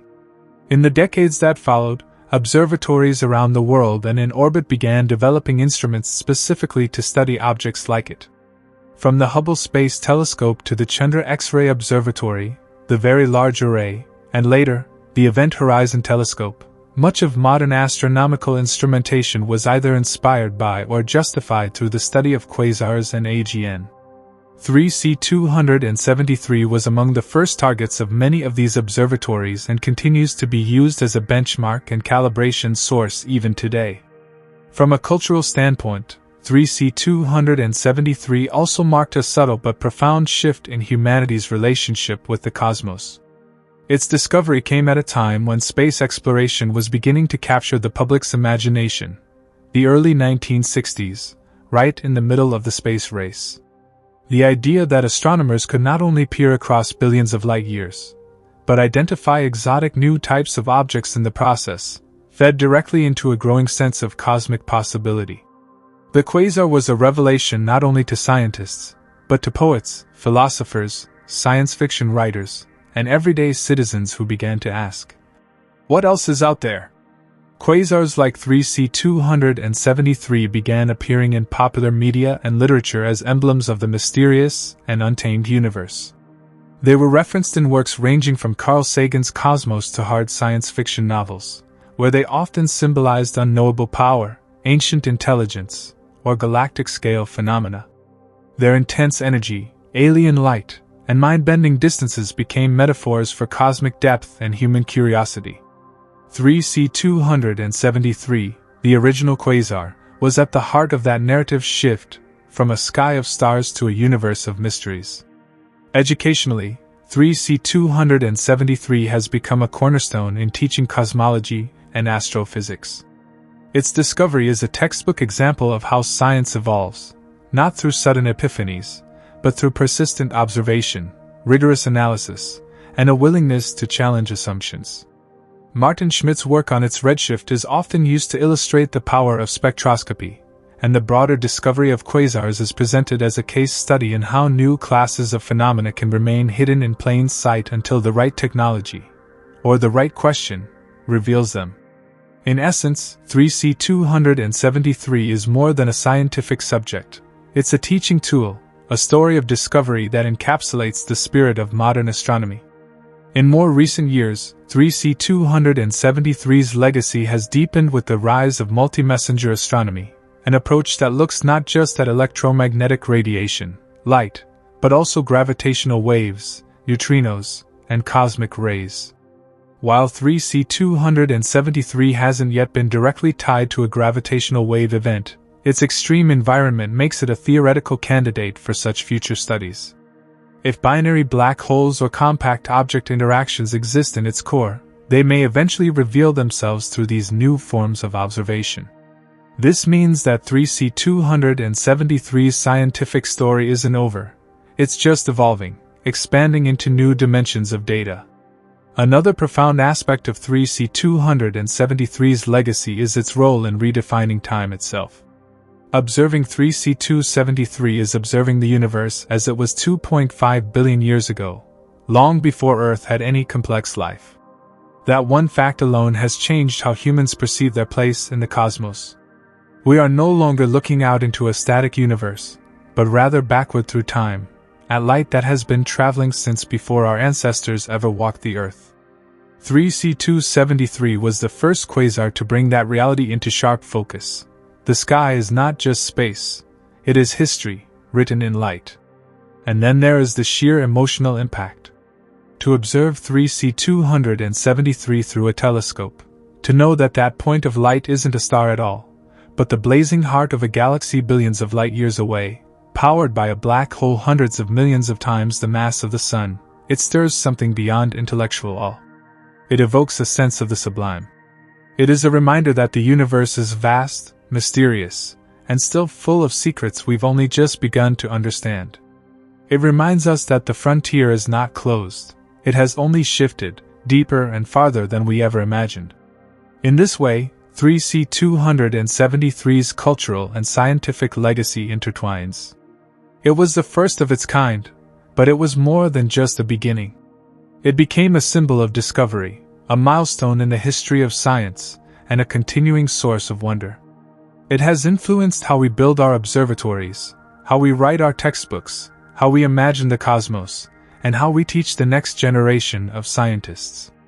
It has inspired thousands of research papers, countless telescope hours, and unquantifiable hours of human thought devoted to understanding what lies beyond.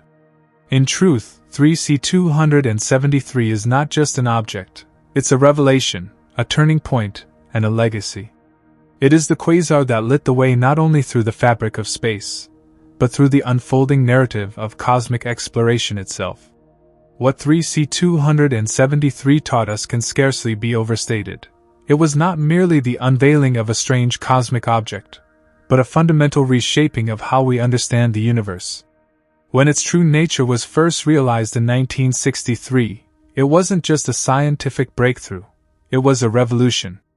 In the quiet spectrum of light from what appeared to be a distant star, 3C273 carried within it answers to questions no one had thought to ask. As its story unfolded, it became clear that this one object would change the direction of astronomy for decades to come.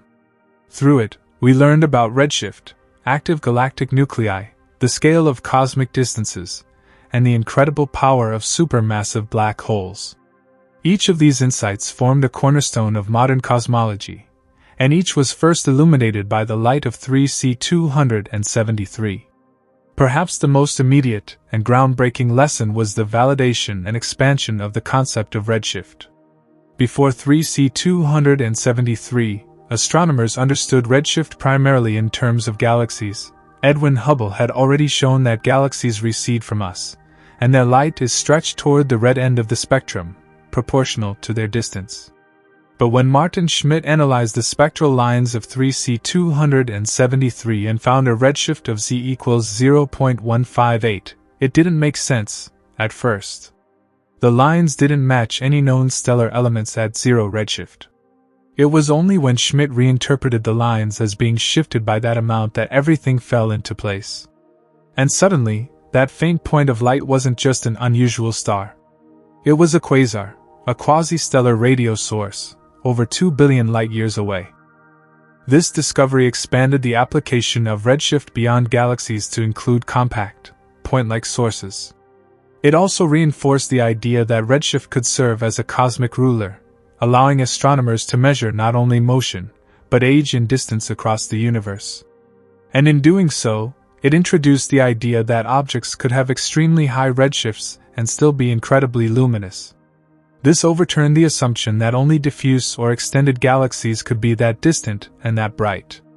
3C273 thus became a foundational case in understanding how redshift correlates with both recessional velocity and look-back time, showing that we could observe the universe as it existed billions of years ago by reading the fingerprints of light. In tandem with redshift, 3C273 revealed the existence and nature of active galaxies, a revelation that would forever alter how we model the life cycle of galaxies themselves. Prior to its discovery, galaxies were broadly classified by morphology, spirals, ellipticals, irregulars, and were assumed to be relatively uniform in their behavior. The central black holes of galaxies, if considered at all, were thought to be dormant or insignificant. 3C273 proved that assumption false. Here was a galaxy with an incredibly active core, outshining its own stars by many orders of magnitude.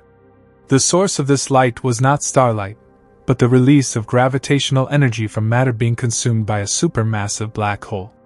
This introduced the now central concept of active galactic nuclei, AGN, and with it, a whole new taxonomy of cosmic structures: quasars, Seyfert galaxies, blazars, radio galaxies, all manifestations of the same underlying engine, seen from different angles and exhibiting different intensities. Through 3C273, astronomers came to understand that supermassive black holes were not rare oddities but central features of most galaxies. And that in their active phases, these black holes could regulate the growth of the galaxy around them, sometimes even halting star formation by injecting enormous amounts of energy into the interstellar medium. The very evolution of galaxies, how they grow, mature, and change, became tied to the activity of their central black holes. And 3C273 was the first torch to shine light on this entire family of processes. But 3C273 did more than teach us about individual galaxies. It taught us about the cosmic scaffolding of the universe. Its very presence, billions of light years away and yet incredibly luminous, revealed that the early universe was far from tranquil. Instead of a quiet past, we were confronted with evidence of a hyperactive youth, where quasars were far more common and black hole growth was in full swing. This forced a recalibration of our models of the early cosmos. The epochs during which galaxies formed were suddenly understood to be turbulent, dynamic, and energized by the radiation of growing black holes. It also suggested that black holes didn't slowly develop over time. They must have formed early and grown quickly.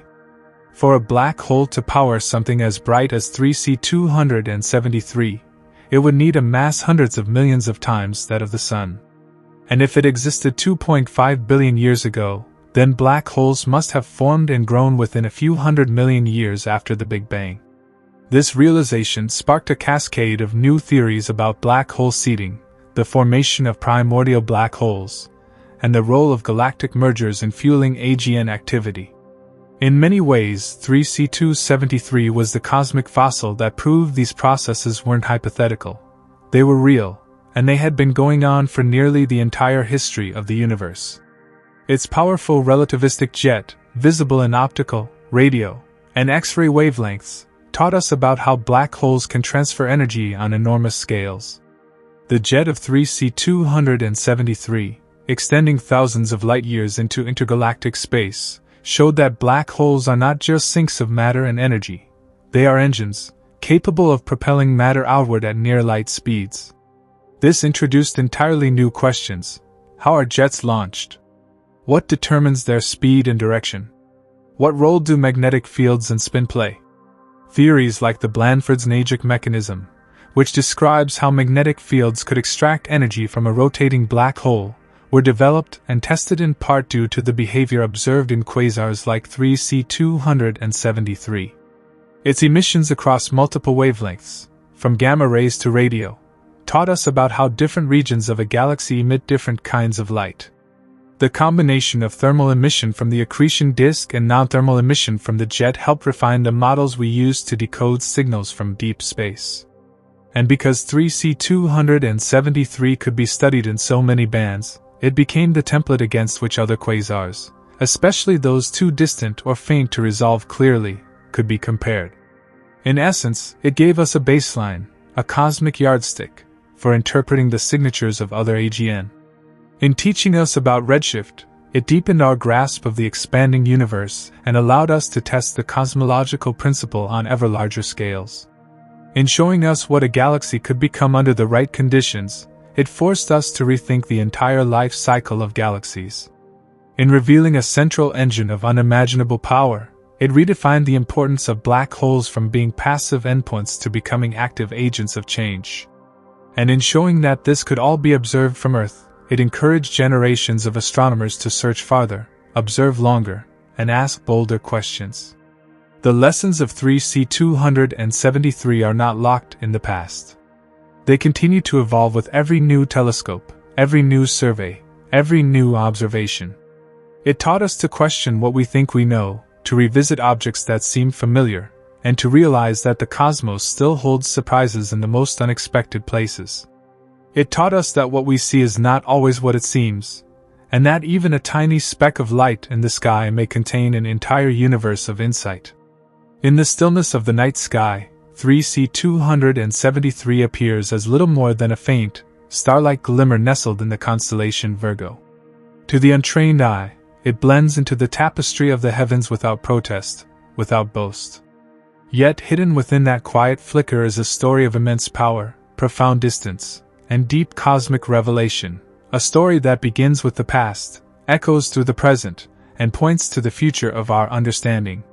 For 3C273 is not just a celestial object. It is not merely a quasar. It is the first light of a deeper cosmic truth, a lantern lit billions of years ago, casting its glow across time, to fall softly now upon human eyes. It is remarkable, almost poetic, that something so ancient, so far removed from the Earth in both time and space, could become so intimately entwined with the course of human thought. When Martin Schmidt uncovered its true nature, he didn't just discover a distant quasar. He unlocked a portal. A window opened in the universe through which we began to see further and deeper than ever before, and nothing since has quite closed it.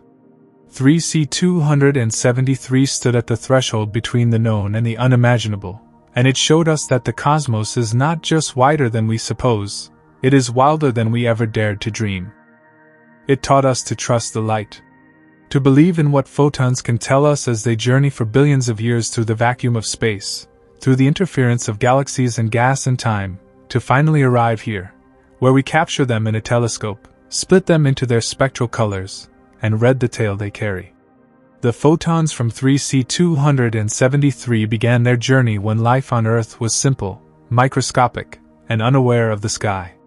Yet they remained faithful to their origin, bearing their message with clarity and persistence until we were finally ready to understand it. It is as if the universe had been speaking all along, and 3C273 was the first word we truly heard. And what a word it was!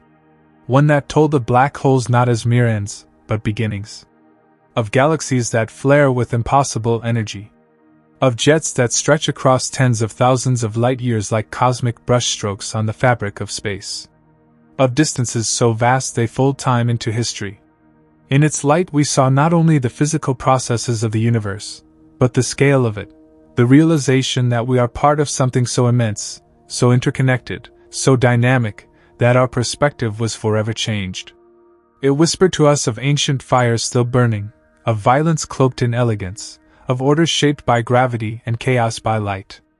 3C273 lit the way for everything that followed. It was the first beacon that pointed beyond the limits of galaxies, that hinted at the hyperluminous, hyperdistant frontier waiting to be explored. Without it, there might be no catalogue of tens of thousands of quasars, no deep understanding of supermassive black holes, no unified model of active galactic nuclei. It cracked the sky open. And from that crack poured not just information, but imagination. The courage to ask, "What else lies out there?" was born in part from that one discovery, small in appearance, infinite in implication. In classrooms and observatories, in data archives and public planetariums, 3C273 still pulses as a symbol. Not just of science, but of curiosity. It tells every stargazer, young or old, amateur or expert, that even the most inconspicuous point of light may hold untold wonders. That sometimes, when you look up, you're not just seeing stars, you're seeing history, power, time, and truth. And as we continue to probe deeper into the universe with tools our ancestors could not have imagined, the legacy of 3C273 walks beside us. Every newly discovered quasar, every deep field image, every model of galaxy formation, it all traces back to that flickering light in Virgo, and the scientists who dared to listen to it. So let us look once more toward 3C273. Not just as a quasar. Not just as a landmark of science. But as a lighthouse on the shore of the unknown. A sentinel in the vastness. A reminder that the sky, far from being still and silent, is alive with stories still unfolding. And in the quiet gleam of that ancient quasar, we see ourselves, not as observers alone, but as participants in a universe that continues to speak, if only we remember to look up and listen. 3C273 is not just light, it is understanding made visible. The quasar that lit the way. And it will keep lighting that way, long after we are gone. This video is for educational or entertainment purposes only, and information provided in the video may be incorrect. Like the video and subscribe to the channel for more such amazing videos.